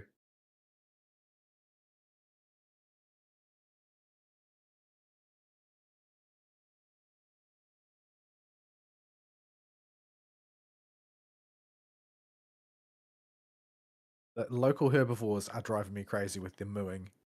I have the sound off for the show, so I don't have to listen to the mooing. However, I do have to dodge monsters without sound.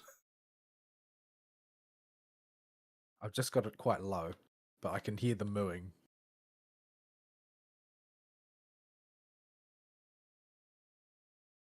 I was like, is that my phone vibrating? No, it's just a chorus of moos. Find my medicine.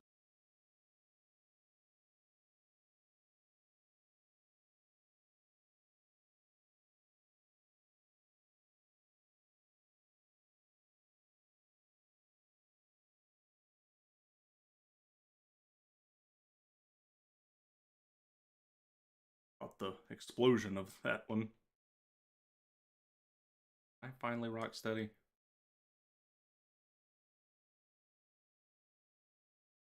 Oh, no, no, no. Oh, no, no. No, no, no, no. Oh, it's poison.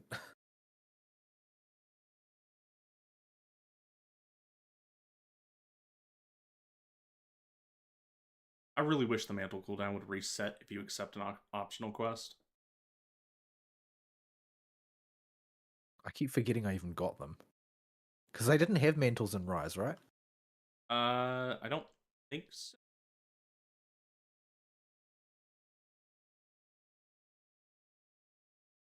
Ugh. I got caught in the thrashing. Congalala destroyed my camp. Oh no.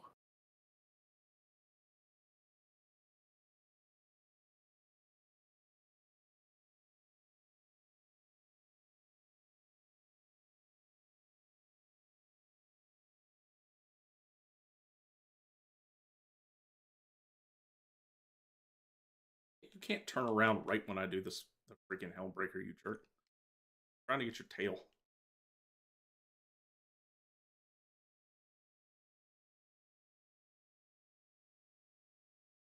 Oh right. This is angry mode. Most dangerous technique. Forward and back.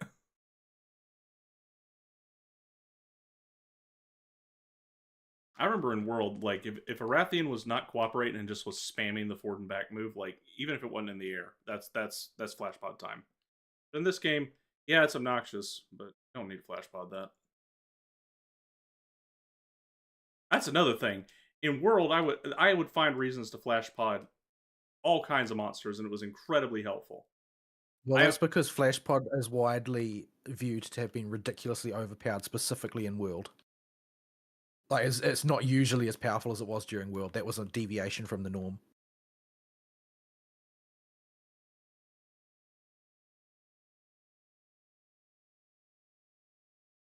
Good job, Palico.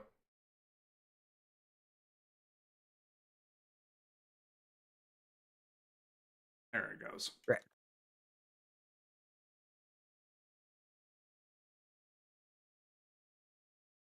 Those winglings aren't breaking for me. And no, sir, they are not. I've put a lot of freaking damage into them too. Well, a lot for my gear level. Maybe not a lot in absolute terms.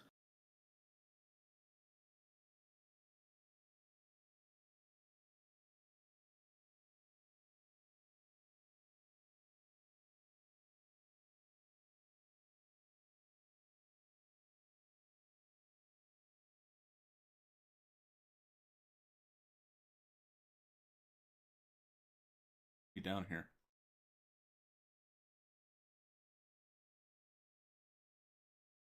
Oh no, I'm in one-shot range.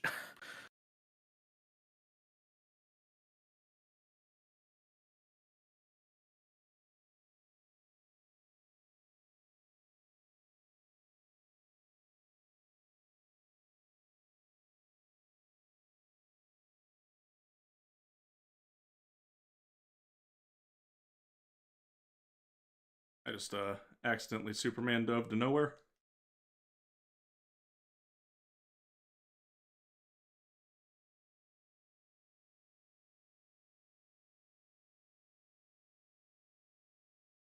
That's the left one.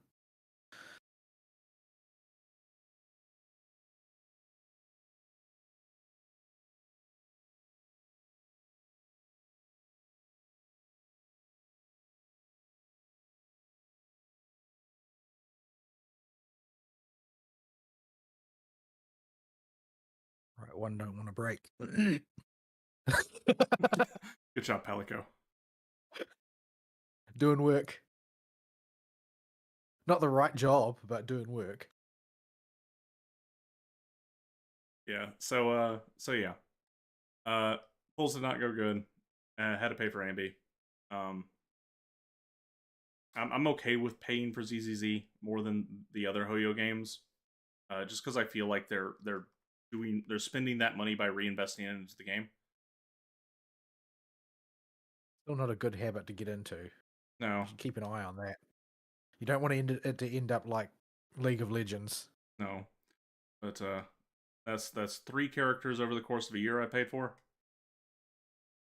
So in ZZZ.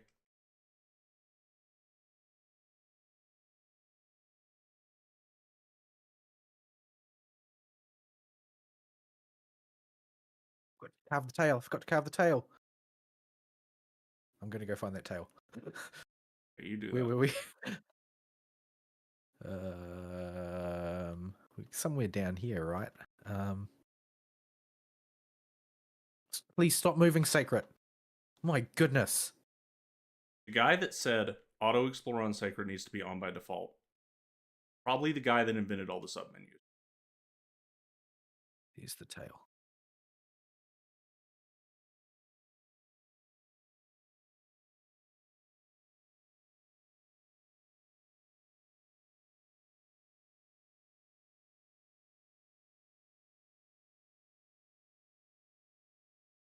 Carve that tail.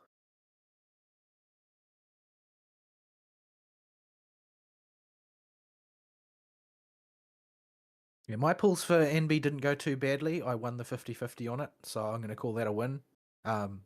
So I've got a good reservoir of polychrome left kicking about. Yeah. So I've got, I think I've got like 51,000 in the bank presently. that game pays out a lot of polychrome. Yeah, it's way generous. But Yeah. Also, yeah, the that's trigger funds basically. yeah. So yeah, that's how Ambi polls went. I did get some polkras on the second half after I lost I the got so 50-50. many bins. It was all bins. Every single pull was a bin. Yeah. So I got I got whatchamacallit's Piper W engines though. the game's trying Because to tell you apparently something. they're never gonna leave me alone. Oh, just further kick me in the nuts. I got bombs.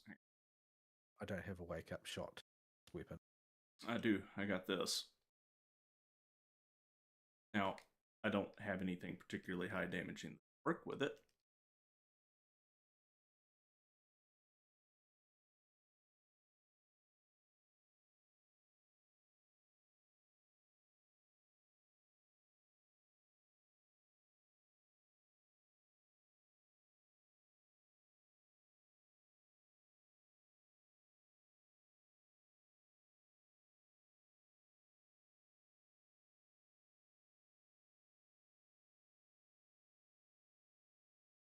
All of its wounds are too high. Oh, I somehow tapped one.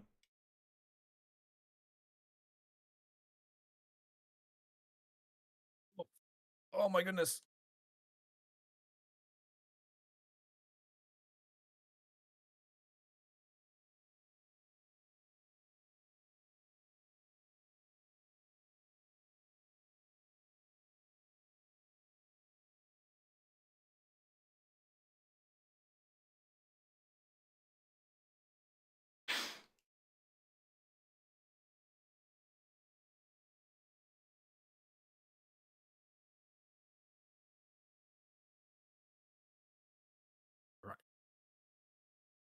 Give me the goods. Yeah, so hopefully Trigger's pulls will go well, and I will have leftovers for Vivian because she's an adorable little simp.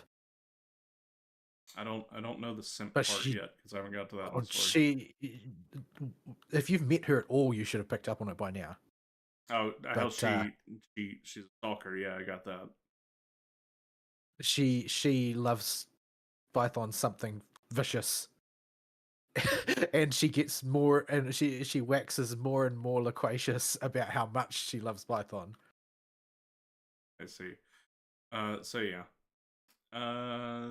That's and that's where ZZZ's at. The next thing is it says it's an epilogue. The current story. So we might be going into 2.0 soon. Maybe I don't know how their system is going to work for numbering these. Yeah, we don't really have a precedent here. So, so yeah, there's I guess that moves us to main story, of which I had my first throwdown with Hugo. The way you've been Yeah, talking he's to me implies there's more. yeah. There's well, basically that they're at each other's throats at the drop of a hat. Basically, him and Lycon, and that seems to be just kind of their thing. Um, although various other people that become involved are like they don't necessarily know their backstory, and they'll try and like get them to work together and stuff, and they try to keep up appearances and do very poorly at it. I see. But obviously, the quote fandom unquote have decided that this is a highly romantic relationship that they have. Seemed like they were about to murder each other to me. Yes, they are perpetually about to murder each other. The idea that there's any kind of romantic tension between them is kind of retarded. Yeah, so I guess we'll start at the beginning with what I've up to the point I've got at. The story opens with a scene with Bell and Wise, but the meat of the story starts when they get a phone call. And Lycon's like, "Hey, can I come meet you guys? I got something to tell you." Like, oh, a little post story going on here. Okay. No. It's actually incredibly important, and we're actually moving the plot along. Like this was why I was so happy with the first half of the story, is because out the gate, it took the ending of 2 arcs ago, and is like, yeah, we haven't forgot that we have a main story to tell, and we're going to keep going with it. They didn't drop the ball on it, and go back and explain a little bit more about the Faith and siblings' specialness, and come in with a solution that allows them to become more active characters in the story immediately, and start talking about Phaethan's past. And specifically, I don't think they showed what they did. Magic computer lights, magic computer light surgery. But because of their brain chips and their eyes, Phaethan paid the price in to get that kind of interfacing power by losing their ether aptitude, their natural ether aptitude. And Lycon comes in and is like, yeah, so you know my client that I'm always working for? It's the mayor. And he's been following you for a while. Was good friends with your mom, or your functional mom. And he found a way to fix the thing that he did to y'all, that y'all agreed to, and reduce the negative side effects of it. So now you guys can go inside of the hollows with us without a bang boo. No toxin sex. How do Captures. Okay, because I still can't make Rathian stuff because no toxin sex. Yeah, I'll get the crap stuff.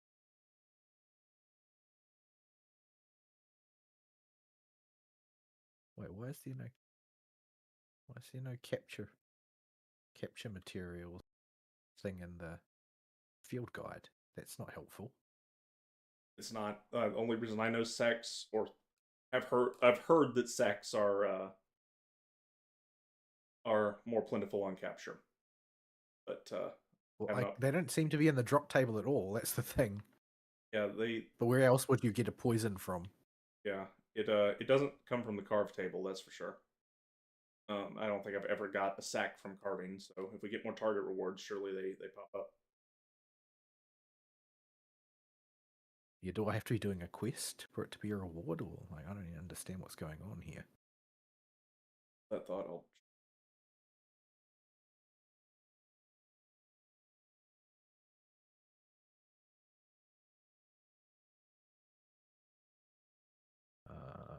Toxin sack.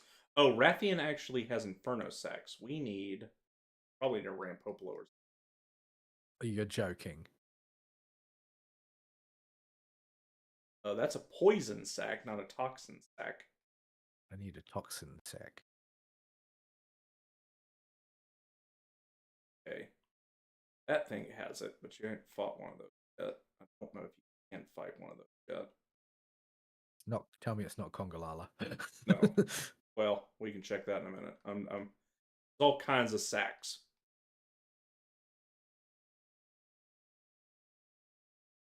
Homa sack. We could ask Fixtra Life. Let's not, because it'll give us the wrong answer and we'll be running around like chickens for about 20 minutes.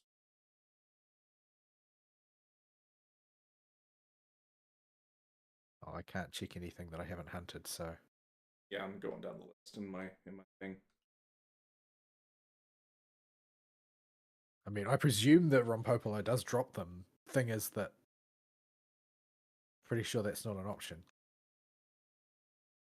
Popola drops poison sacks. No, toxin sacks are Gypsyros? But that's I haven't even unlocked that one yet. Yeah, he's still a question mark on the map to you. Do I need to go find him? Where does he live? Underground? He lives in the wastes. Hang on, he lives above ground. I have one handy. Bunch of temporary dowels and shit.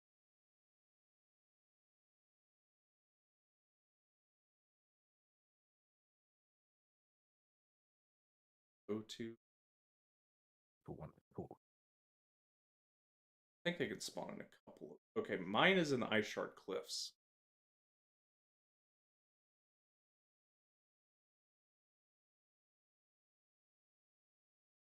I'll whip out the dual blades and see if I can trigger a quest by smacking it.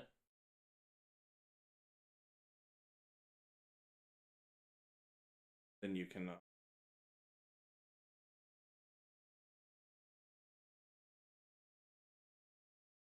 I gotta get to it first, though. So yeah, and yeah, all that stuff with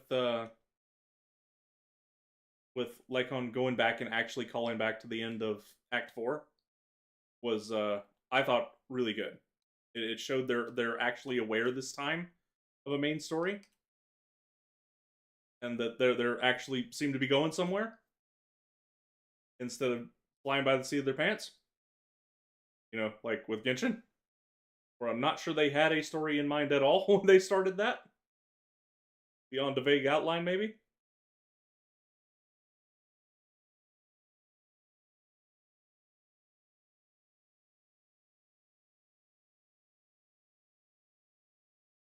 So that was good.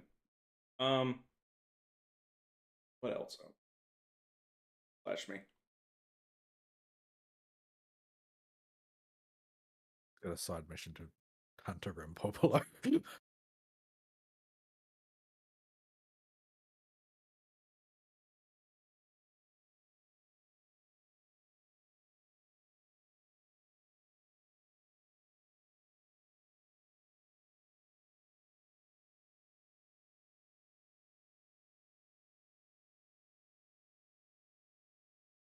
Heaps of gravity of Rathians around here.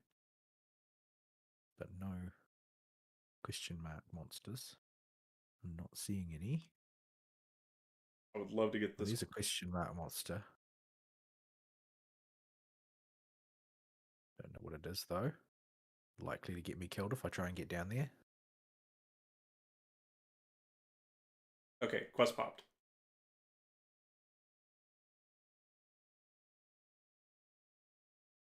Forgot to restock. Oh well, I'll just try not to die, I guess.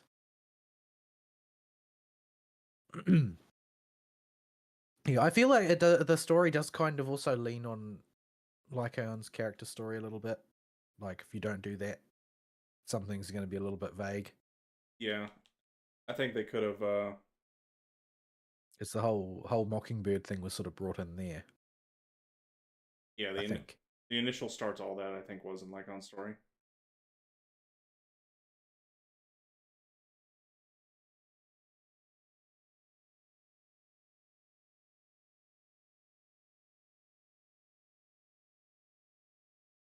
Wee! Where am I going? Anyway,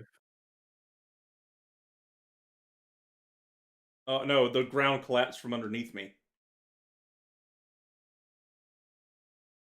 is this the rubber beast? Mm-hmm.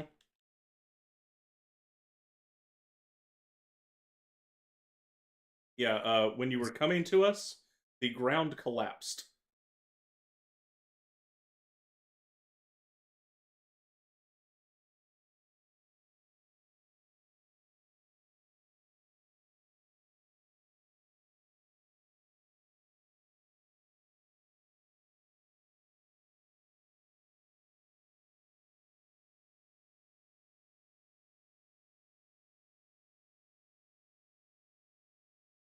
Did that tail come off? It is very long all of a sudden. Yeah, it's stretchy. And Ouch. there's no ouch on that. It just flashes you. Tries to be Sitsuyaku. Yeah, but the noise is kind of. You got your sound off.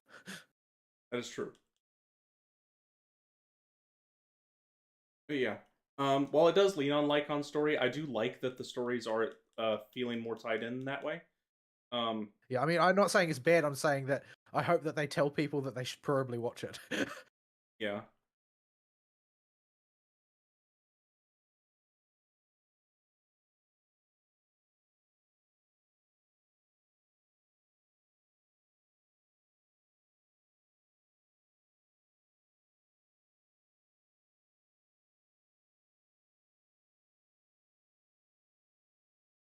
Oh, he's got the Yankaku move. Oh, the retarded dashi move. No, the pick the ground thing. Oh. Oh, he's gonna whap me.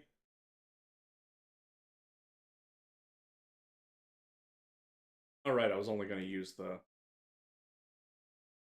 I started. I wasn't actually gonna use them on fight. I brought a sword and board for that.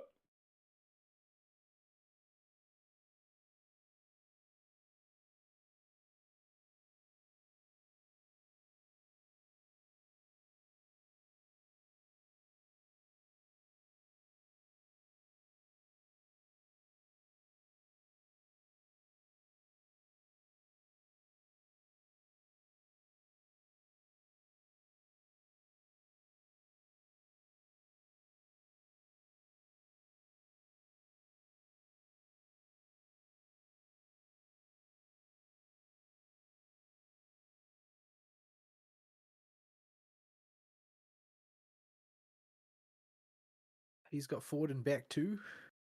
Oh, he had Ford. Ah. Yeah, you can't face away from that. If you can't block it. Oh, carve his tail. Did you put it to sleep? No, carve it. We carve it. Yeah. Does not like this. Okay, now you can get him. What was happening? It's a troll move he has where he fakes asleep, but you can carve his tail during it. If you Wait, don't, he's leaving. Can't yeah, do that. if you don't carve his tail, he pops up and poisons you. I see. If you get too close, he just fakes going to sleep. But yeah, yeah, it does tie heavily into Lycon's story. Despite being a furry, I do like Lycon as a character. You know, if you look past the fuzzbutt.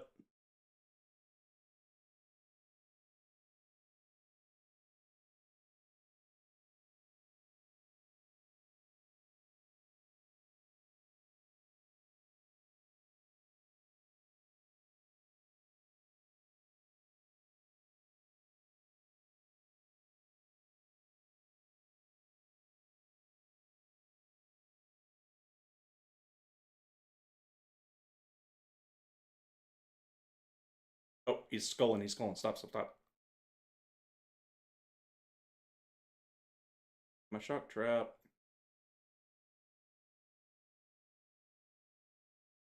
Bring giant bombs. Shock trap had no effect. Okay, we got a bit It's off. because he. Oh right, yeah, they only work. Only some of them work on them, don't they? Yeah, we need him to come over here, and my cat doing his god-given best to All just. right, he's made of rubber. You can't shock him. Dumbass, come over here. He's leaving. He's Molly, freaking leaving. give me back my. Give me back my trap. I'm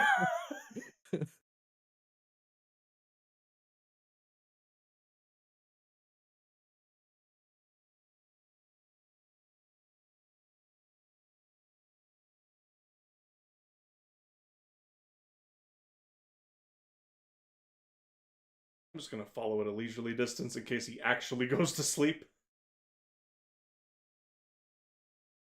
Nope, he stopped in that hole.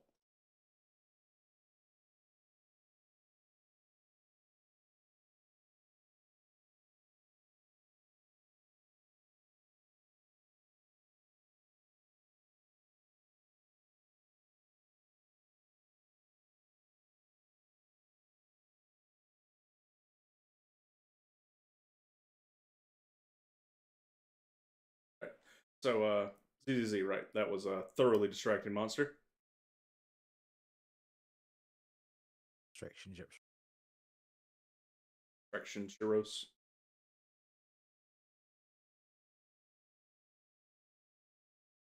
Yeah, I got a toxin sack reward single.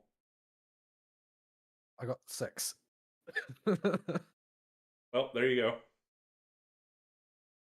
That was a silver crown Gypsy Rose too. Huh. Maybe that's why you got 6. Just that fat. Want my shock trap back too. I left that out here.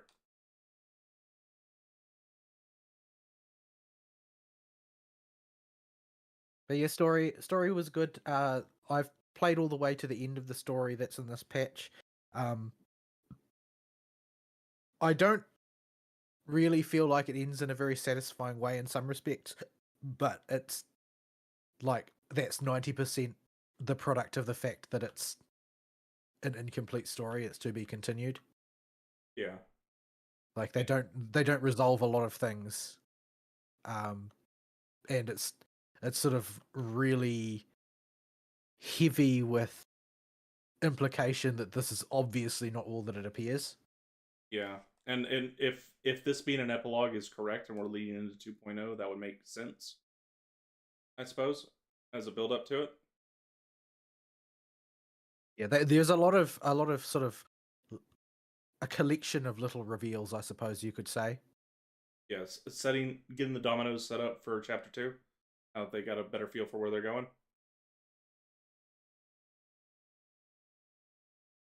Yeah. Yeah, there's definitely they've relatively firmly established, a big threat that's upcoming, and the fact that there's going to need to be some kind of reckoning about this and can't be left to sit.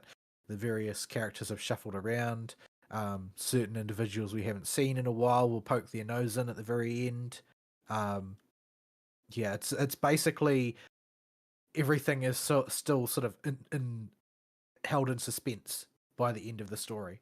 Nothing has really been resolved. Yeah. And yeah, for overall though, if this is where the story for Act 1 ends of ZZZ, I think it probably has the best first entire act story-wise. If they cut it here, they introduced a whole bunch of fun, colorful factions, made them all recurring without abandoning any of them. They gave dedicated story time and slowly built up the mystery in the world and what's going on, and have actually started to pay out a little bit on some of the initial questions that were asked. Much better than Genshin's first act. And it better be. A lot of years have passed since then. Yeah, and better than Star Rail's first act in terms of production, if nothing else. You can talk about the taste the Jan show can leave on people, but there's no real pacing problems with the very first story of ZZZ, because of the way, especially because of the way it's structured in the mission stuff. In the mission structure, it's much easier to get away with what I feel people call pacing issues, because the mission structure is just more forgiving to that. But you've got to keep in mind that you have forgiven them their biggest sin already because they acted on it, and it's not a freedom that those other games have really Yeah, because they didn't commit the sin of Bangbu TV. yeah, they didn't pivot. They didn't pivot early.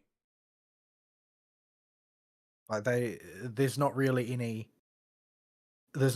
way if your story gets off to a slow and stilted start, you that's not going to be resolved by surgically excising a major game component that you had intended to carry on indefinitely. Like they don't have that kill shot to their problem. Yeah. So the mission structure overall, I think, is really working out. I think the removal of Bangbu TV in favor of just a standard action game mission structure, it has 100% played out in the game's favor, and it's just working out better and better every patch.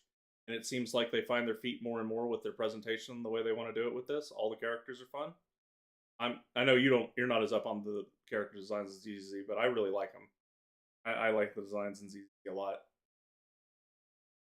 And overall, I'm okay to keep playing ZZZ, even probably long after I put the other ones down. If it keeps up at Yeah. this clip, unless it just totally drops the ball, which can happen. It's Hoyo. They've done it before with their other games, but they've gotten quite a few good points, and removing Bangbu TV got them no small amount of it.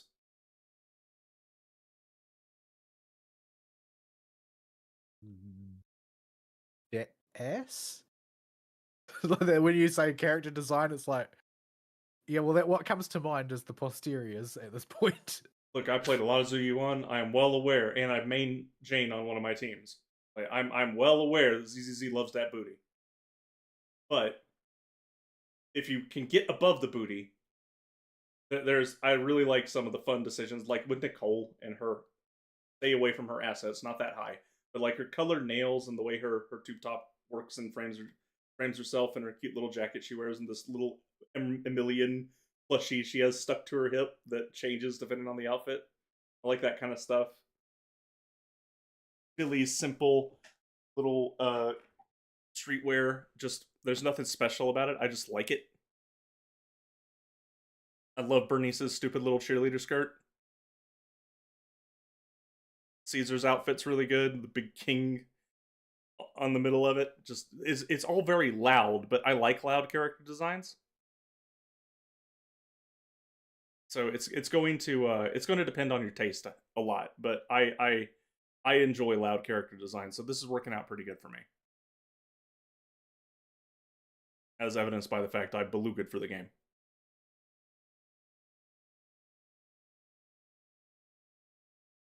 But yeah, I'm only halfway through the story. It took 2 hours to get through that for a major new patch release. That's pretty good for story content, especially since they cut out the major time bloat of Bangbu TV, so it's all actual story. I do wonder if they're going to do something with Bell and Wise. To now if they can enter the hollows, that's got to be setting something up, right? I mean, I presume so. I don't think it has to be. It might just be from a creative perspective, and this is just playing devil's advocate because I think they're definitely going to do something. But it could just be from a creative perspective. They want to tell the story with the character on screen so that the character can react to things rather than just Eos. Yeah, and even if they don't go as far as like making Bell and Wise playable characters, that's on the far end of that's where they're going with that. They can still use Bell and Wise with new interactable things they can do other than talk to machine, since they can actually go in the hollows now. Give them a mech suit or something. I don't know. Figure it out. let them, or they could set up areas inside of hollows where you could go during daytime to make a stable hollow area or something. Now that Bell and Wise can go inside and they can explore it as like a pseudo town or something. all kinds of stuff gets opened up now that Bell and Wise can go in there. But yeah, that's where we're at with ZZZ. I'm genuinely impressed with this patch. I put all the Hoyo games on hold and came back to ZZZ first. Well, because Anby came out is the answer to that. And I wanted to pull for her, but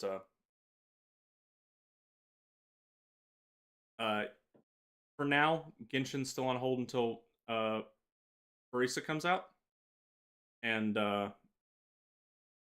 and Star Rail is still on hold. It will be booted back up when Woho comes out. The returner bonuses will be gotten. If it goes back on hold again, will depend on the vibe I'm getting when I go through some of the story stuff I've left behind.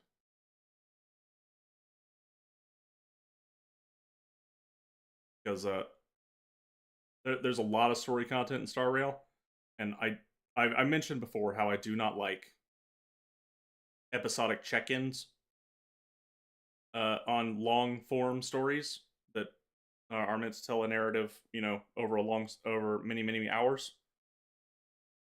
And if they're going to be doing the 3.1 to 3.7, it's going to be rough for me to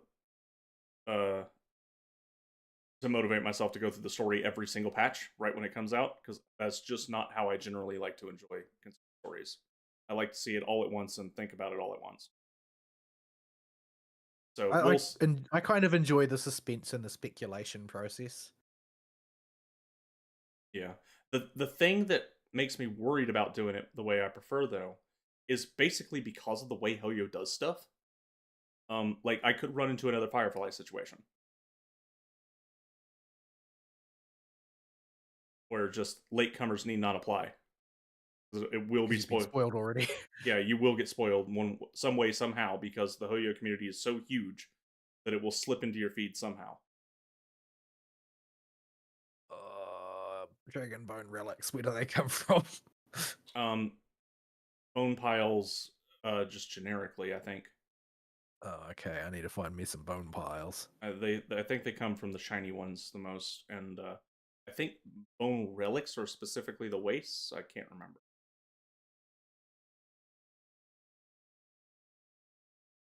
I just kind of did a few laps of each zone, about an hour. Just ran from node to node. How the heck do you do that? All right. If you go to, how you fast travel by opening the map, and notifications won't let me open the map. You open the map with the touchpad, and then you hit and on the D-pad to go to fast travel. The filter icons list is next to that, and you can scroll to whatever the fudge you're looking for, and just jump between bone piles. I think I'll use the plains because it's all flat. Yeah, the plains, I think, are where there are some specific bones and ores to certain zones. Most of them are pretty intuitive, like Firestone cells come from the oil basin, and Glacium comes from the ice area. But yeah. There's nothing helpful in the field guide on that topic, so I guess we'll just have to try it out.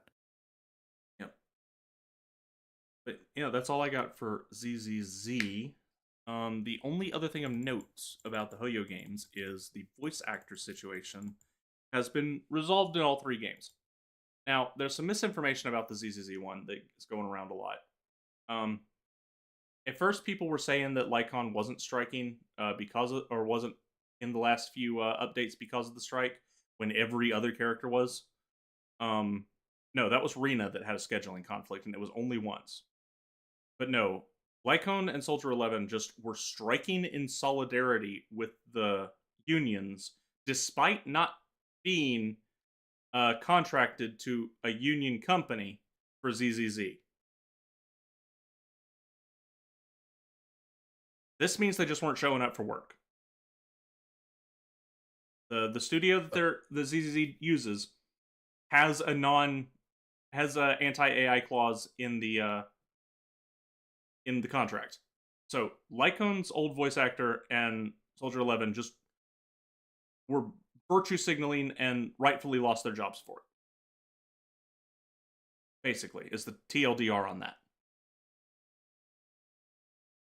They had no reason to be striking their own company. It's so pants on head retarded.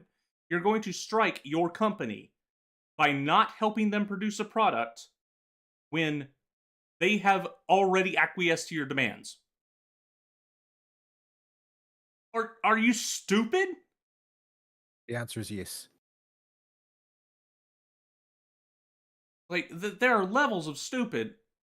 Like I know people in these circles don't think about things past the surface level, and probably don't hear a little voice in their head that they have a conversation with. But my goodness, people.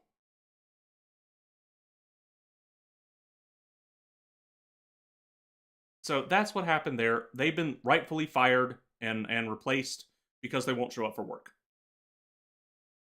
The Genshin, I don't know about the Star Rail ones, but the Genshin actors have all been moved over to Soundcore.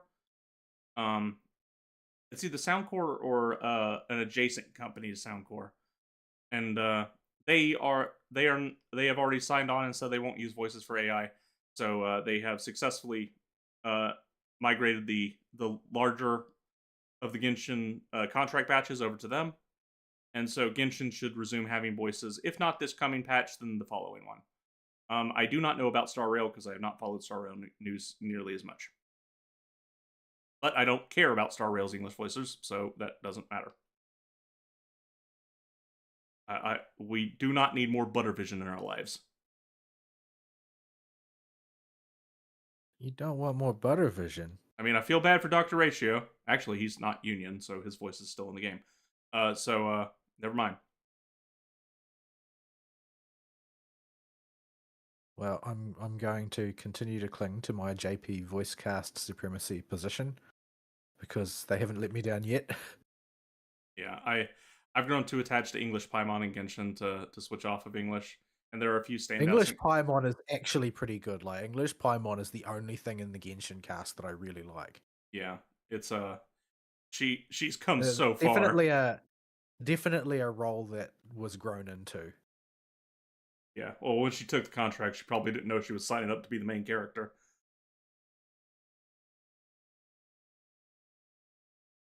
Yeah, she probably thought it was more like Navi from Ocarina of Time. Yeah. Occasionally, you say, "Hey, listen." Yeah, like, oh, I'm the menu fairy. I show up and tell people where stuff is and offer occasional commentary. Oh no, I'm the main character every patch. Okay. Yeah, and there's other standouts. I like Ito a lot. When he can miss sometimes, especially in his earlier stuff, but he really finds his feet later. And there's a few others. But yeah, they have standouts in Genshin, but it does have duds. Like I know people like Alejandro Saab, but I think that's because he's an internet personality. I don't particularly like his voice. He's Sino in English. I don't think he's particularly excellent in any role he performs. And ZZZ is just flat good across the board. There's no standouts, but there is no Buttervision. Yet. And if there is a Buttervision, it is not a main character who has been with us since the beginning. Star Rail, however, there is no saving it. We are Buttervision all day, every day. Yeah, what happened there, man? Yeah, you have a few, very few truly exceptional performances, but unlike Genshin, where they are mid or just a couple of bad eggs that are not recurring, the bad eggs are all of the cast, and the worst ones are all on the Astral Express. It just sounds so terrible, Mr. Buttervision.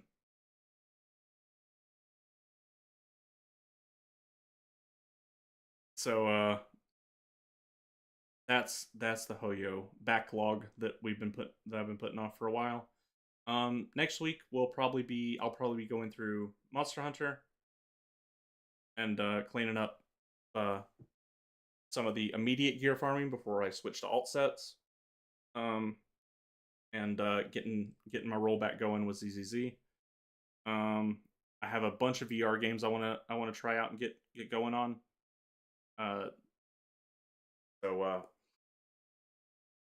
they're just all in the list, and I kind of want to try all of them because VR as a novelty still hasn't worn off for me. I did patch Skyrim with the mods. Uh, I've not booted it yet. That is 519 mods. A solid half of them say the words fix or correcting or some synonym for the word fix in the title or description. Well, what are you going to do? Wait for Todd to do it? No, but yeah, it was 200 gigabytes of mods. Yeah, Fern's come back with good reports from it, and I've heard from people that Skyrim modded has good reports from it. Um, and that it's a lot of fun, but we will see. I don't know if I'll jump into that next week, but I will come back eventually. Yeah. Since the worst part of it is over and I've got the mods downloaded now. And the WabEdgeAck installer does make it pretty seamless. However, if you want to be done anytime in the current century, you do have to throw like $3 at Nexus for Nexus Premium, which I did not like doing.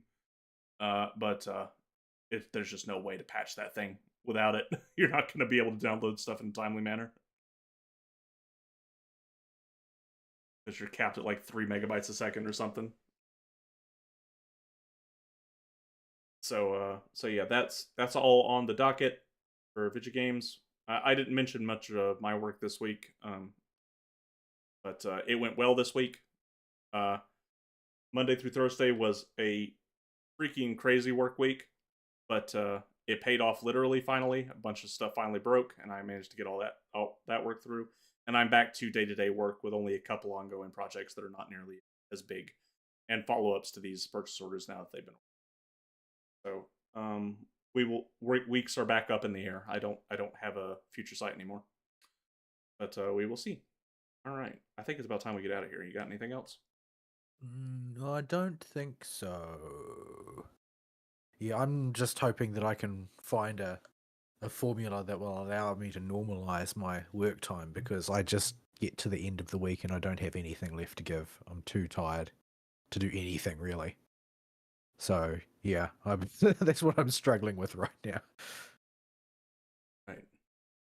Well, folks, I think we are done. We will see you next week, hopefully with a fern.